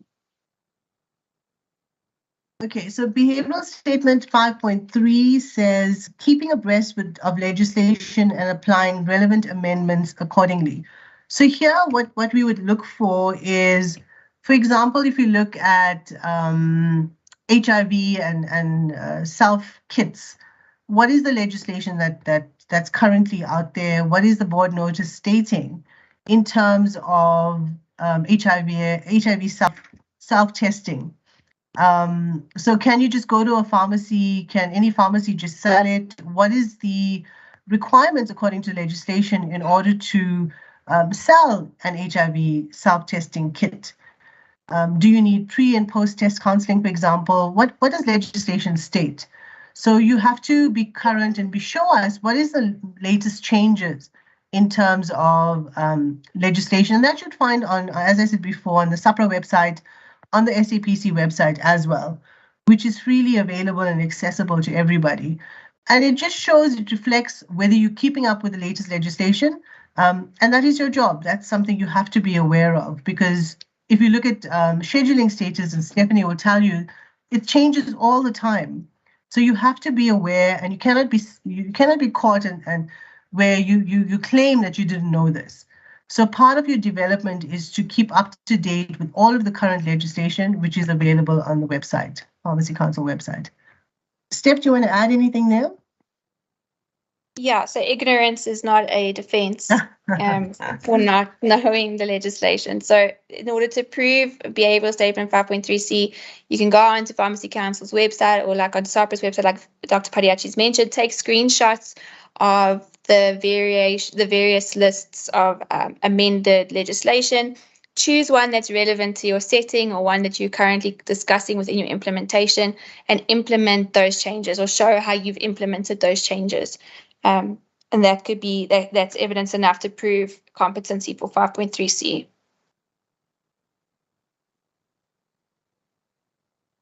Okay, Ilse asks, how can I be told that the section has met the requirement, but upon resubmission due to other errors, previously competent sections become non-competent?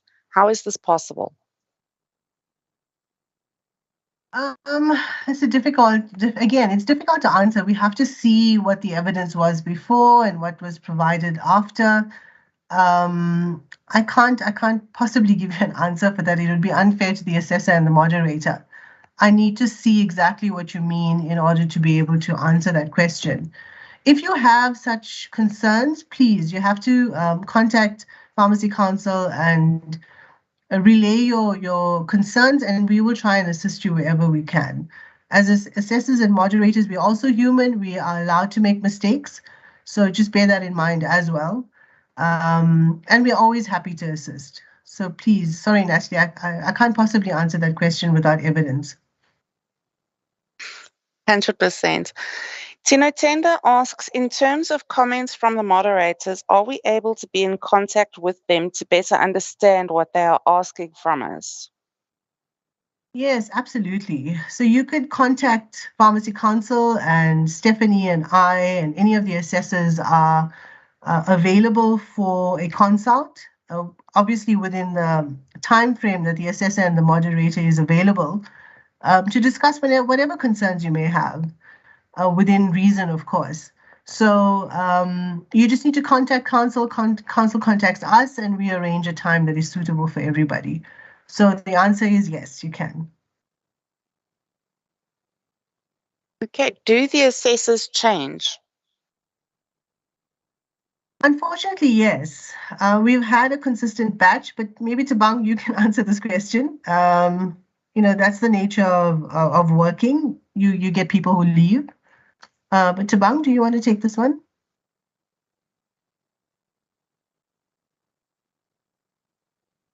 Tabang, are you there? Okay, Hello? Yes, Tabang, yes. I'm sorry, I had connectivity challenges. I wanted to come in. I think there was an intern who asked about the status changing from successful to something else. So I wanted to say that intern, Natalie, should also share the P number with you, because we had a number of cases where the status was changed. Sometimes you find that the tutor submitted the entry that was successful by mistake or things like that. So that intern should at least give you the P number so that we can investigate that. And if there was an error, we can always reverse the status to successful. Thank you. I'm not sure if there's another question which came while I was struggling with the connectivity. Thank you. Tabang. So the question was, do the assessors change? Okay, yes. What is happening is each assessor has been assigned a number of interns, but due to unforeseen circumstances, sometimes you find that the assessor is not available, and we can't wait for the assessor to be available for your entries to be assessed.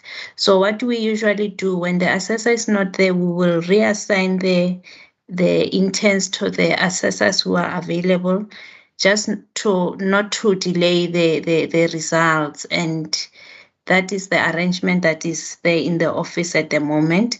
But it's not something that is happening that often. It's just on those special occasions, or where the assessor is not there. Thank you. All right. Is there any way to do a remark in less than 14 days, as the next CPD is due in less than 1 week? A remark meaning a resubmission, and to assess it within a time frame. Natalie, am I understanding correctly? I would assume so, yes. It's Tabang, I'm not sure if you want to answer this in terms of timelines. It becomes challenging. Remember, this is not our exclusive job as assessors and moderators. We do other things as well. So in terms of timelines, we do have a timeline, but in terms of reassessments, that's stipulated within the guidelines. Am I right? Yes, I think here the intern maybe wants to submit for remarking. Maybe it's not like addressing the comments and resubmit. It's like the intern is not happy with the way he or she was assessed, and he wants to get a different opinion from a different assessor, if I'm getting the question correctly. So yes, that is done. It's not a common exercise, but because usually we encourage the interns to to let the office know so that we can connect them with their assessors and things like that, especially because this exercise of remarking, it also has some financial implications as well. But, you know, it is possible for us to do it, and it depends on the availability of the assessors and moderators as well. Thank you.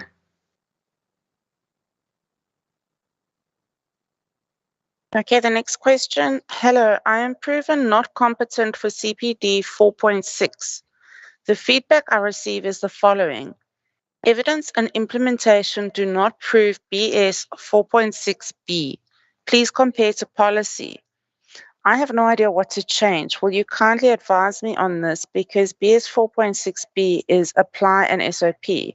I do apply my SOP, but how do I compare to policy? So, I mean, going back to what the problem is with this particular competency standard is the application. So if you haven't shown us how you've applied that policy or SOP, then it becomes not competent. So if you've shown evidence, so say, for example, I'll use the pharmacovigilance one again. If you're looking at a policy of what pharmacovigilance is all about according to SAPRA and what the guidance document states, you need to show us, give us an example of where you came across a drug interaction or an adverse drug reaction, and how you follow the guidelines according to writing the report and submitting it to SAPRA. So that's showing us what the policy is, which is the SAPRA document, and then applying that policy, which is showing us evidence of the actual adverse drug reaction form that you filled in and submitted to SAPRA.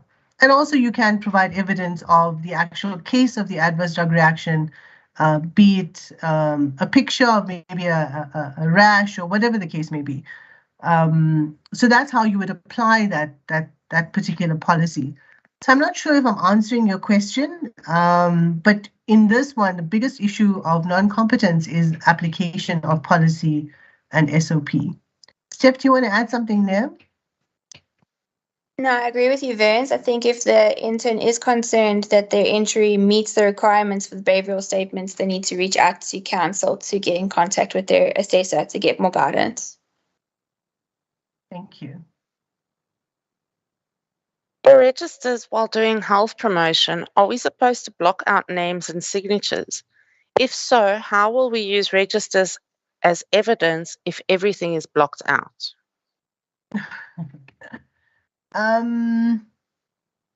So in terms of confidentiality, you don't want to breach confidentiality of whoever is at your presentation. So we do accept if it's all blocked out, but sometimes you can keep the signature but block out the name.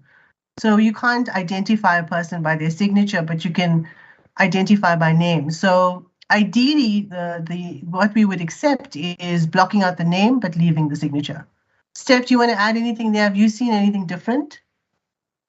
I think it's important to block out a signature that can identify a patient. So there are some instances where a patient will use their full name and surname as a signature. So in those instances, we expect that the signature be blocked out.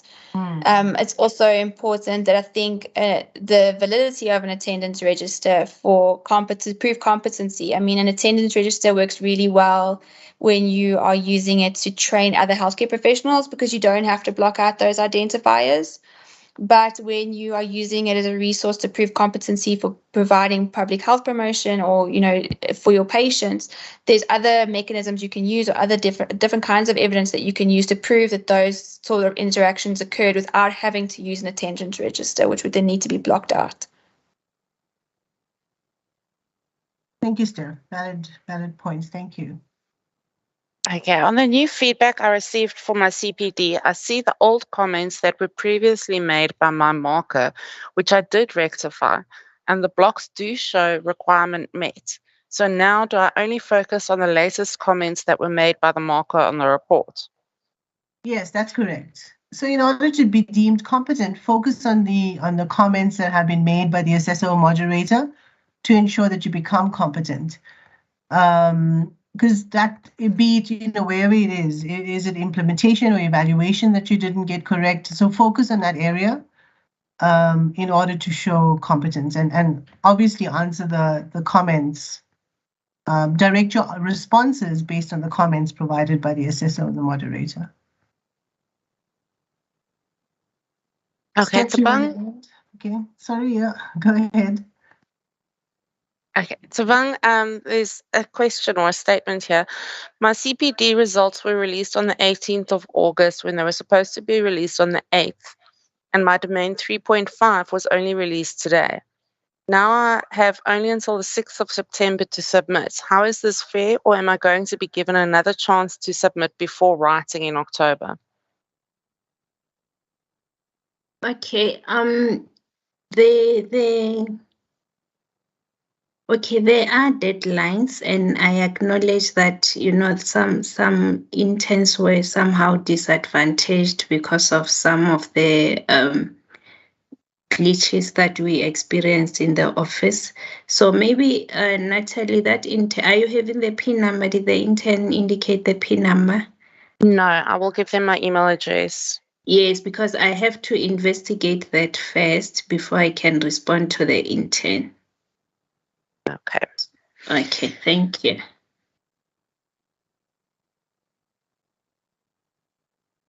All right. I'm in my ninth month already and have submitted all 6 domains, but been successful in only 3.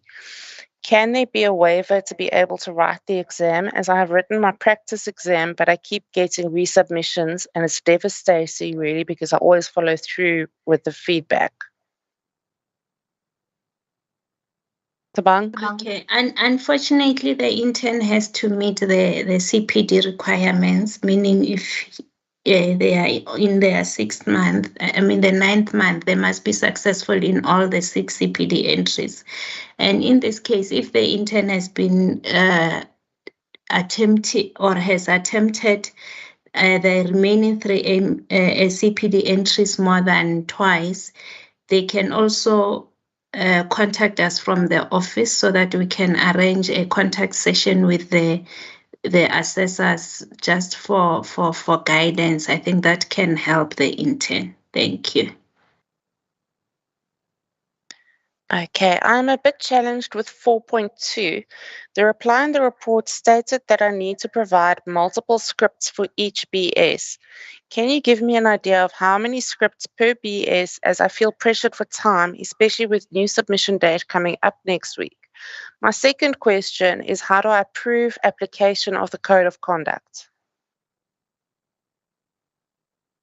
Okay, so obviously Code of Conduct is not related to 4.2, but if we look at 4.2, what was the question, Natalie? Was it that the assessor requested more than one piece of evidence?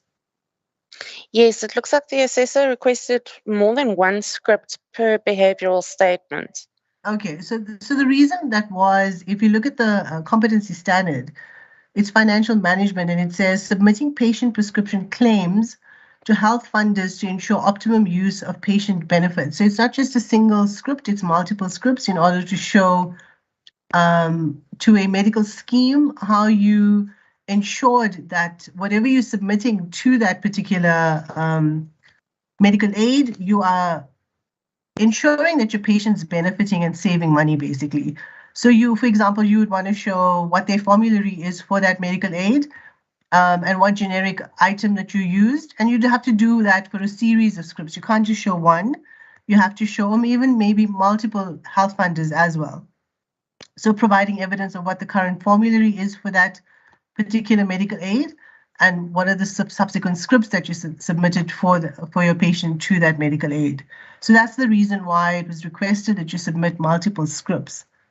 In terms of the Code of Conduct, depending on which area of Code of Conduct you're looking at, if you're looking at, I'm trying to remember the Code of Conduct, if you're looking at patient confidentiality, for example, which is part of the Code of Conduct, you want to show evidence of under which circumstances would you provide information to somebody based on what the Code of Conduct says. So if there was a legal case against a patient, that's the only time you would submit evidence to the court of law, for example. I'm using such a broad example, but you need to show evidence of the request by a lawyer or the court of law, and that's when you had to provide information about your patient purely based on that circumstance. So those types of evidence based, I'm not sure which part of the code of conduct you're looking at. There's so many there. But off the top of my head, if you're looking at patient confidentiality, that's the evidence I would expect you to submit based on the scenario. I hope I answered your question. Steph, do you want to add anything there? No, friends, I think you've been comprehensive. Thank you. Tabang, when is the latest CPD deadline by which we should submit and be competent in CPDs in order to write the pre-reg exam this year?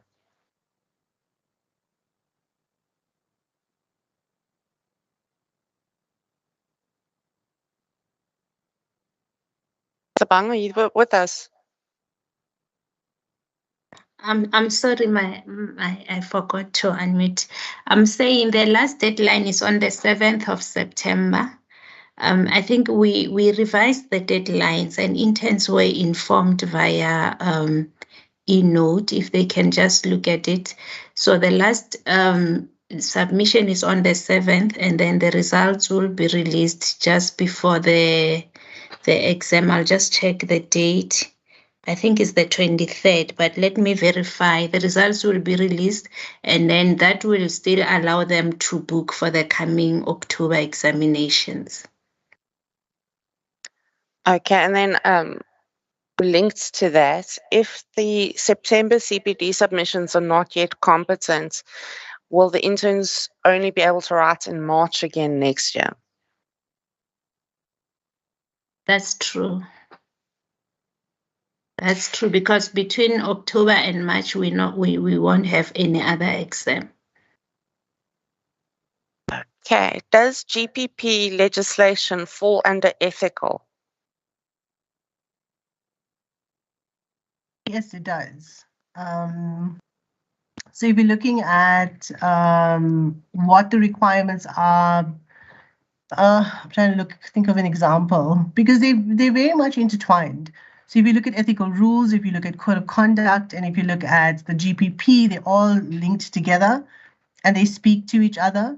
So if you're looking at scope of practice, for example, you have to ensure that as a intern or as a post-basic assistant, you are complying within your scope of practice. And if you step outside of your scope of practice, you are breaking legislation and ethical rules. So yes, they're all intertwined, definitely part of the ethical aspect. Okay, does it mean if I don't have... Natalie, oh, yes, Tabang, sorry. I'm sorry, let me just confirm the date on which the results will be released. It will be the 26th of September. So the submission deadline is on the 7th of September and results will be released on the 26th of September. Thank you. Thanks, Tabang.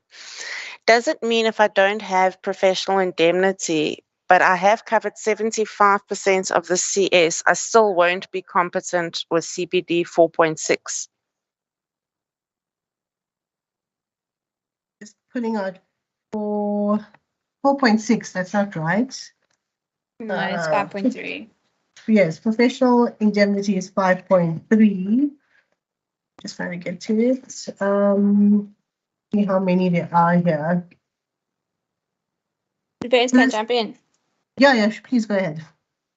So the intern will be deemed competent for meeting 75% of the behavioral statements. So if the intern does not submit proof of indemnity insurance, it does not mean that they will fail their entry. However, it's important for the intern to know that it's an expectation by law to be covered by indemnity insurance. Therefore, although you're not proving it, it's an expectation, and therefore you should have it. But no, if you do not submit your indemnity insurance with your application for CPD 5.3's evidence, you won't, and you meet 75% of the behavioral statements, you will be deemed competent, irrespective of whether or not your indemnity insurance certificate is present. Thanks, Steph. Yeah, I agree with you. I was just looking at how many behavioral statements there are. So there's 5 there. So you are allowed to miss the professional indemnity. But as Steph said, it is a requirement. and provided that all of them have been met. You have provided sufficient evidence for the rest, the 75%. Thank you. Yeah, if we submitted a CPD on the 26th of August, which is the past deadline, when will we see the results? We're releasing the results on the 26th of September. That's the only release date that we're having before the October examination.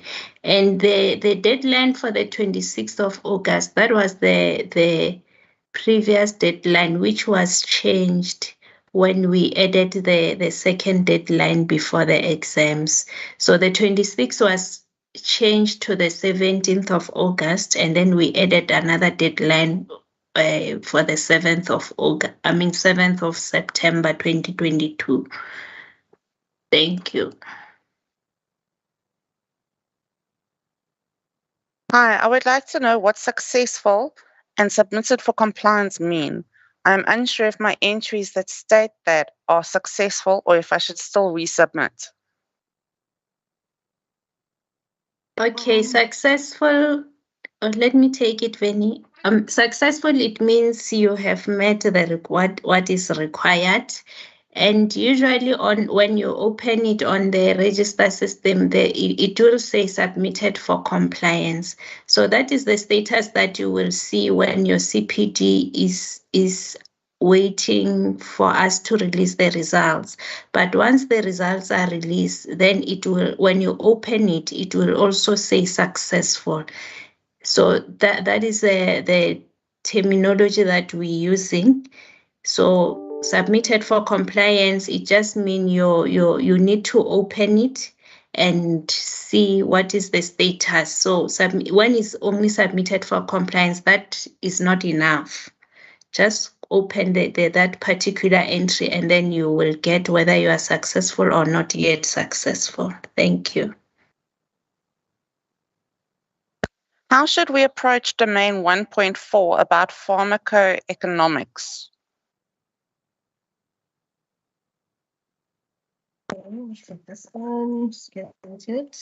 Okay, so pharmacoeconomics 1.4 is quite a challenging one. So often this particular one is directed more at individuals who work within a medical aid environment, and or you could even align it to somebody who is part of a PTC, a therapeutics committee.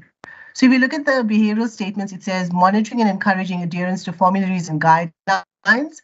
So here, if you look at a hospital situation, you want to be able to prove how are the doctors prescribing based on what the formularies are stating and what the guidance is. So you'd have to provide evidence of how you're monitoring and how you're encouraging adherence to that formulary and those guidelines.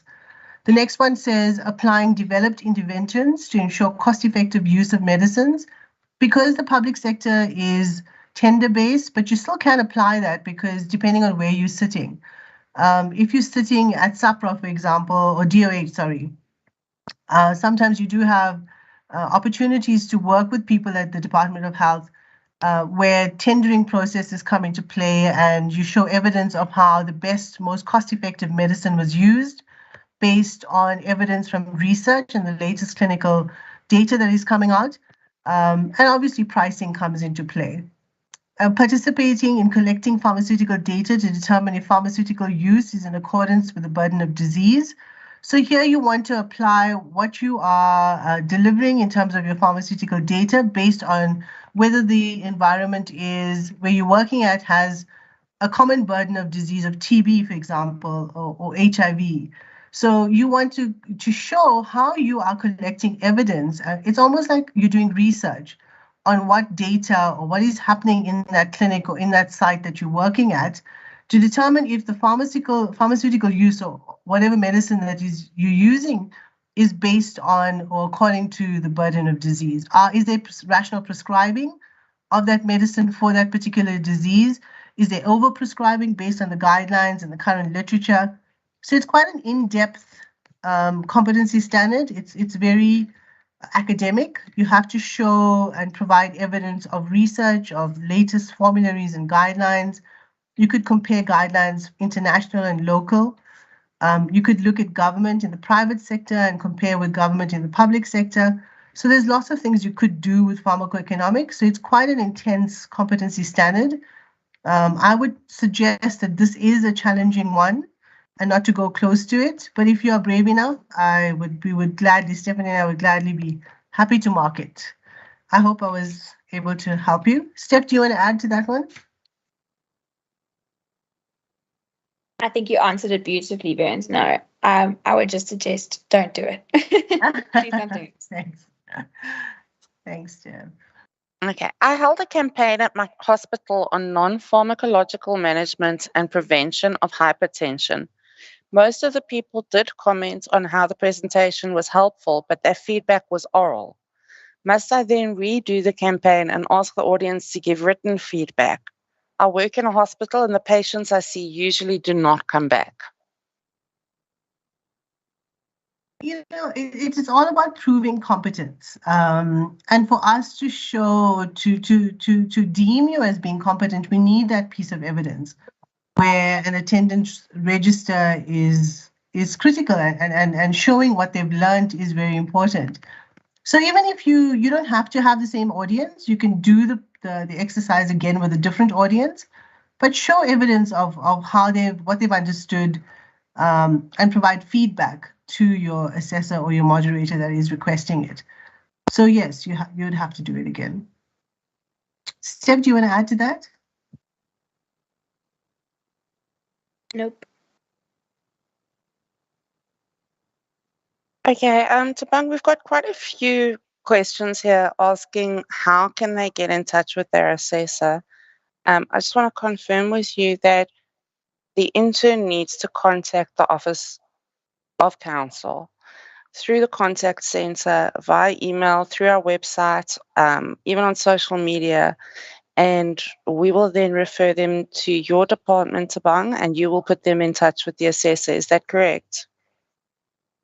Yes, that is correct. But in addition to that, interns should have failed or attempted the same CPD entry more than once or twice, because with the first attempt, there will be comments from the assessor, which we expected the intern to respond to by correcting the entry. And then if after that second attempt they're still struggling, that's when they will qualify to have a contact session with their assessor. So the interns must just take note of that.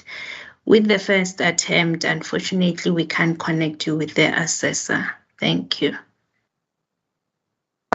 Okay. Another question from YouTube. Under Domain 1, I received a comment to prove that I have educated and trained the attendees. How is this appropriate to Domain 1.1?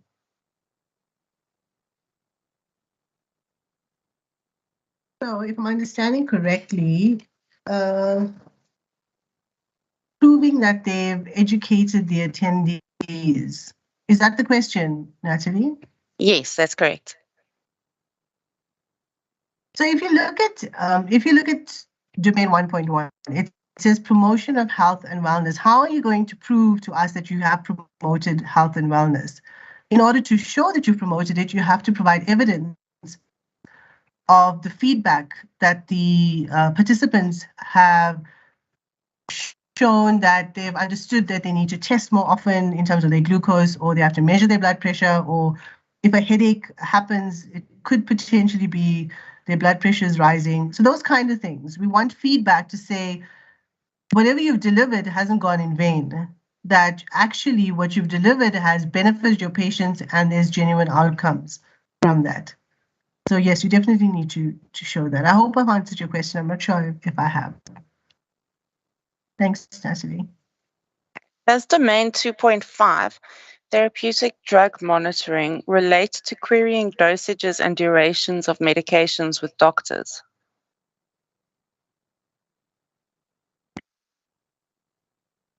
Okay, 2.5, therapeutic outcome monitoring is one of the more difficult ones. Monitoring therapeutic outcomes and consulting with other healthcare professionals to optimize therapeutic outcomes.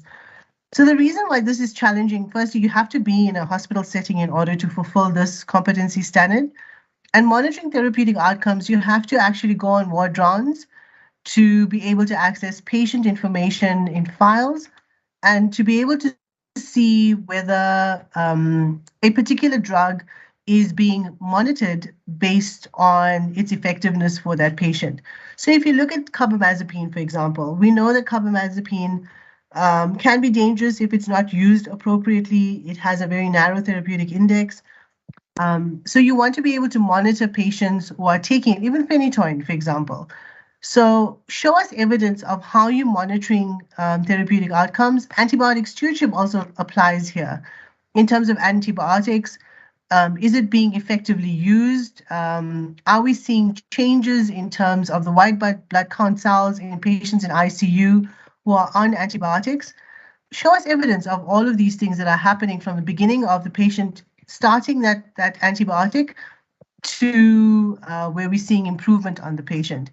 And then if there's an intervention, if you think that we need to switch, the doctor needs to switch based on the white blood cells not coming down or something to do with the CRPs, and you are concerned that this antibiotic is not working, then you would consult with the healthcare professionals and intervene. And that's where you would show how you as a pharmacist have actually intervened and improved patient outcomes for that particular patient.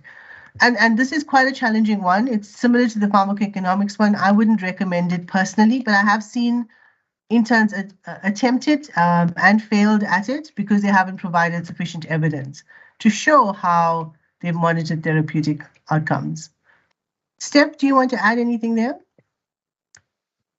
I think the importance is to recognize that you have to monitor the therapy that's been provided to the patient. So if you're going to use an interaction with another healthcare professional, because you have to do that as part of the competency standard, if you're going to use it to contact a doctor about a dose, it can't be at the evaluation stage of dispensing a prescription. It has to be post-therapy and monitoring that therapy for a period to see if the therapy is meeting its outcomes or its objectives, and then interacting with other healthcare professionals to obtain those outcomes. So like Dr. Padiachi has mentioned, it's a very difficult and complicated competency standard to prove.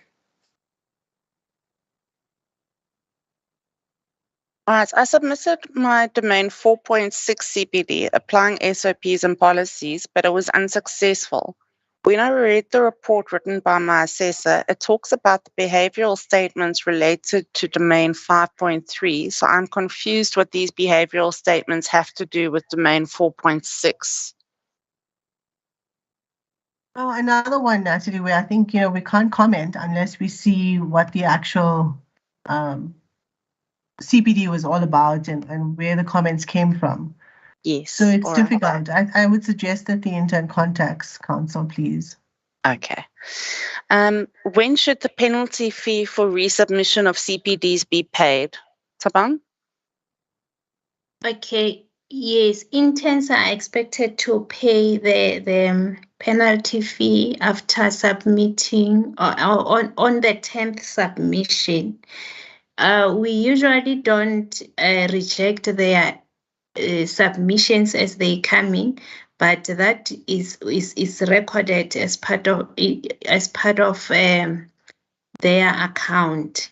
So they will be receiving invoices on or they can contact the office just to check, because as much as they are able to submit, because we don't want to delay their progress, but that doesn't mean they are no longer going to pay. It will still be there. They are still expected to pay, so they can contact their office to check. We will assist them with invoices. Thank you. Okay, Rashid asks, my CPD for 2.2 was rejected, which was difficult. And when I contacted my assessor, she suggested I do 2.6, which is PIT. But I work at a state hospital where PIT does not take place. Please advise. Actually, what was the original one? The original CPD was 2.2, and the assessor told them to do 2.6. Patient counseling. The reason I would assume, as I said, it's difficult to answer, but I would assume that the reason the assessor suggested 2.6 because the content of whatever 2.2 was aligned more to PIT.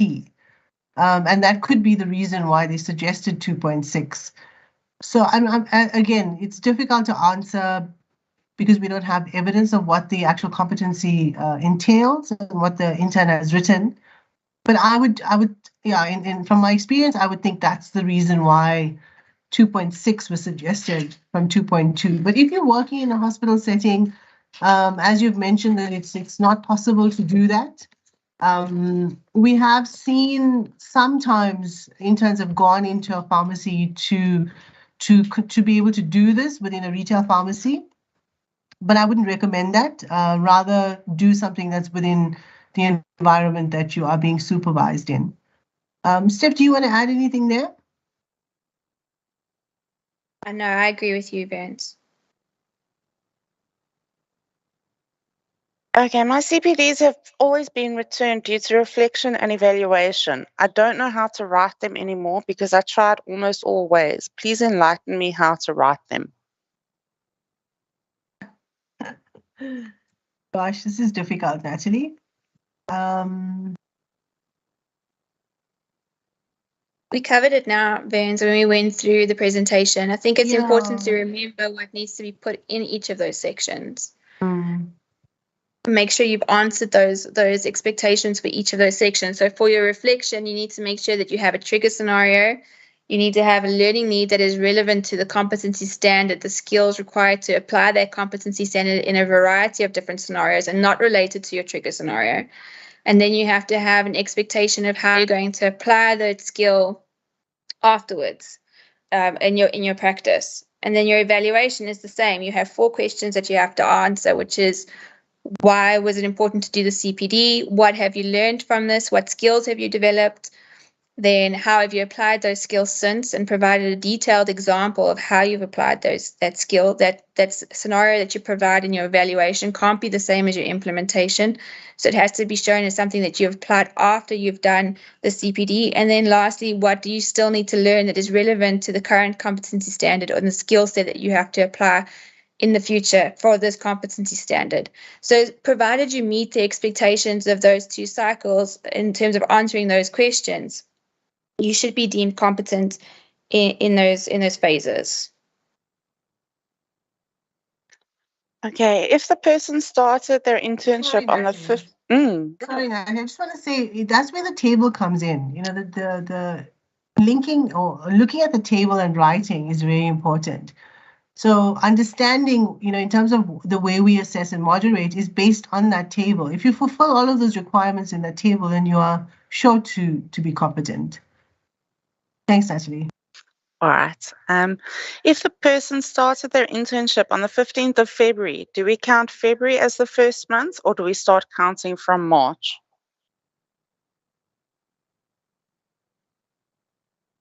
Actually, yes, we count from the date of registration.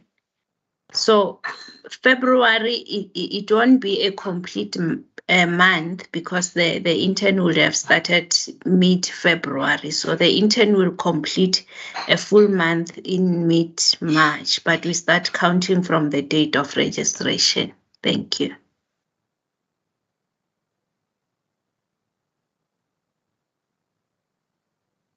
Okay, another question from Facebook. Are we supposed to submit our corrections within the amended deadlines or not?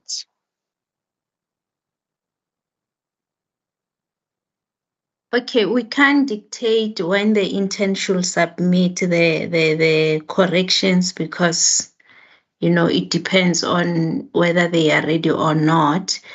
But as soon as the corrections are ready, they must just submit.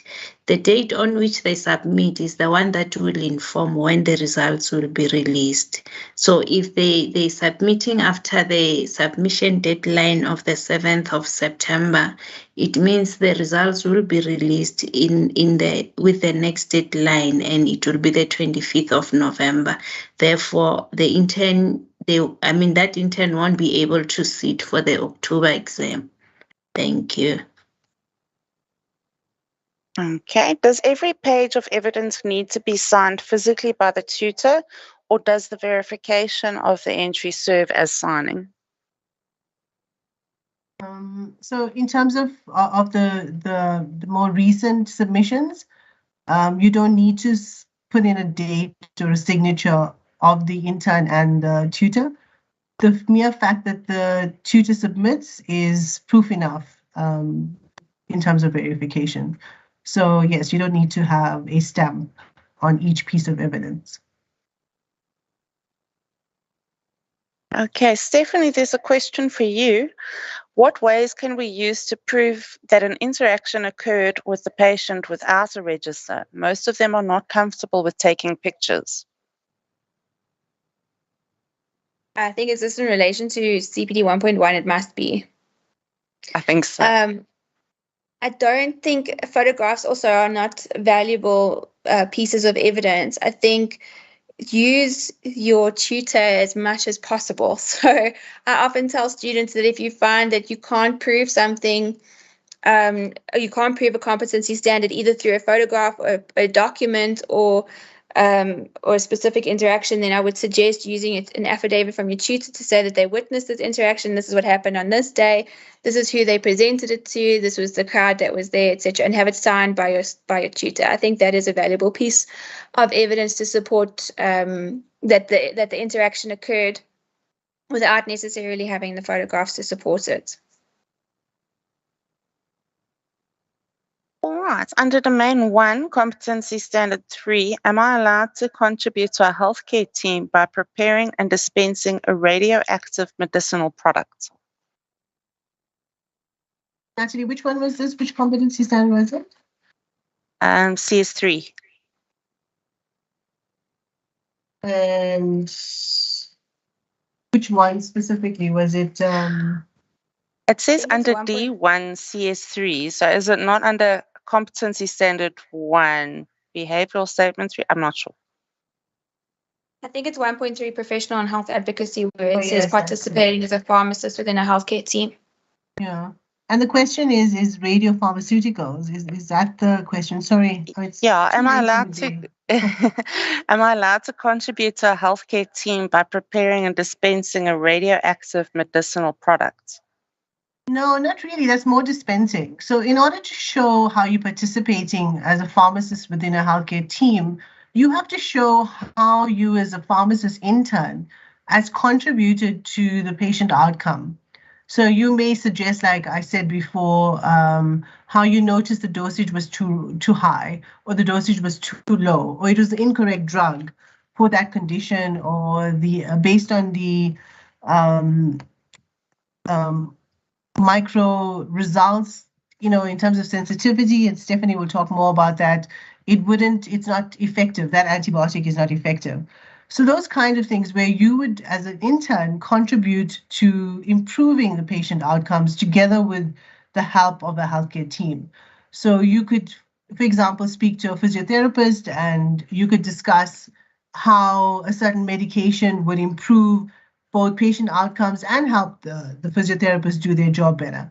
So those kind of things. So dispensing a radiopharmaceutical is not participating in a healthcare team.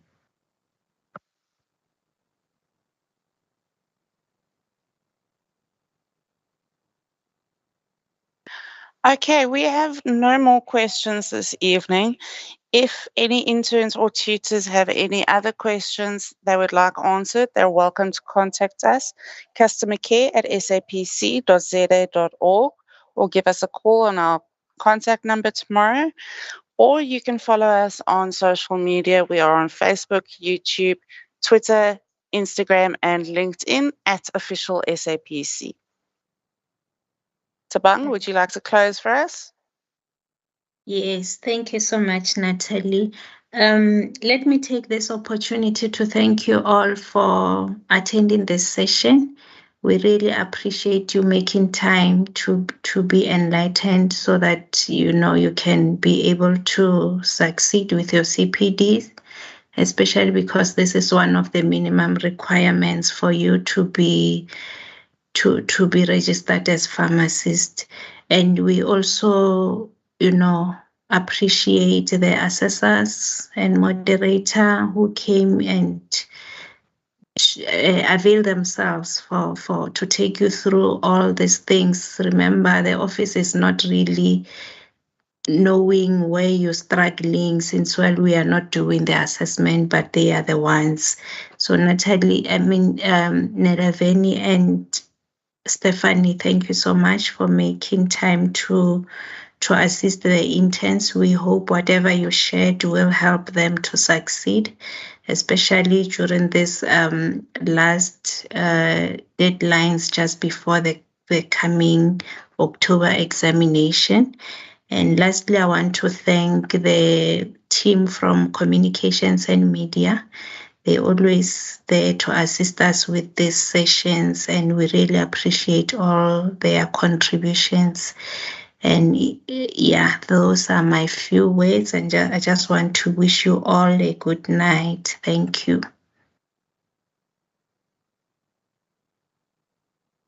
Thanks, Tabang. Thanks, Stephanie. Thanks, Natalie. Have a good evening, guys.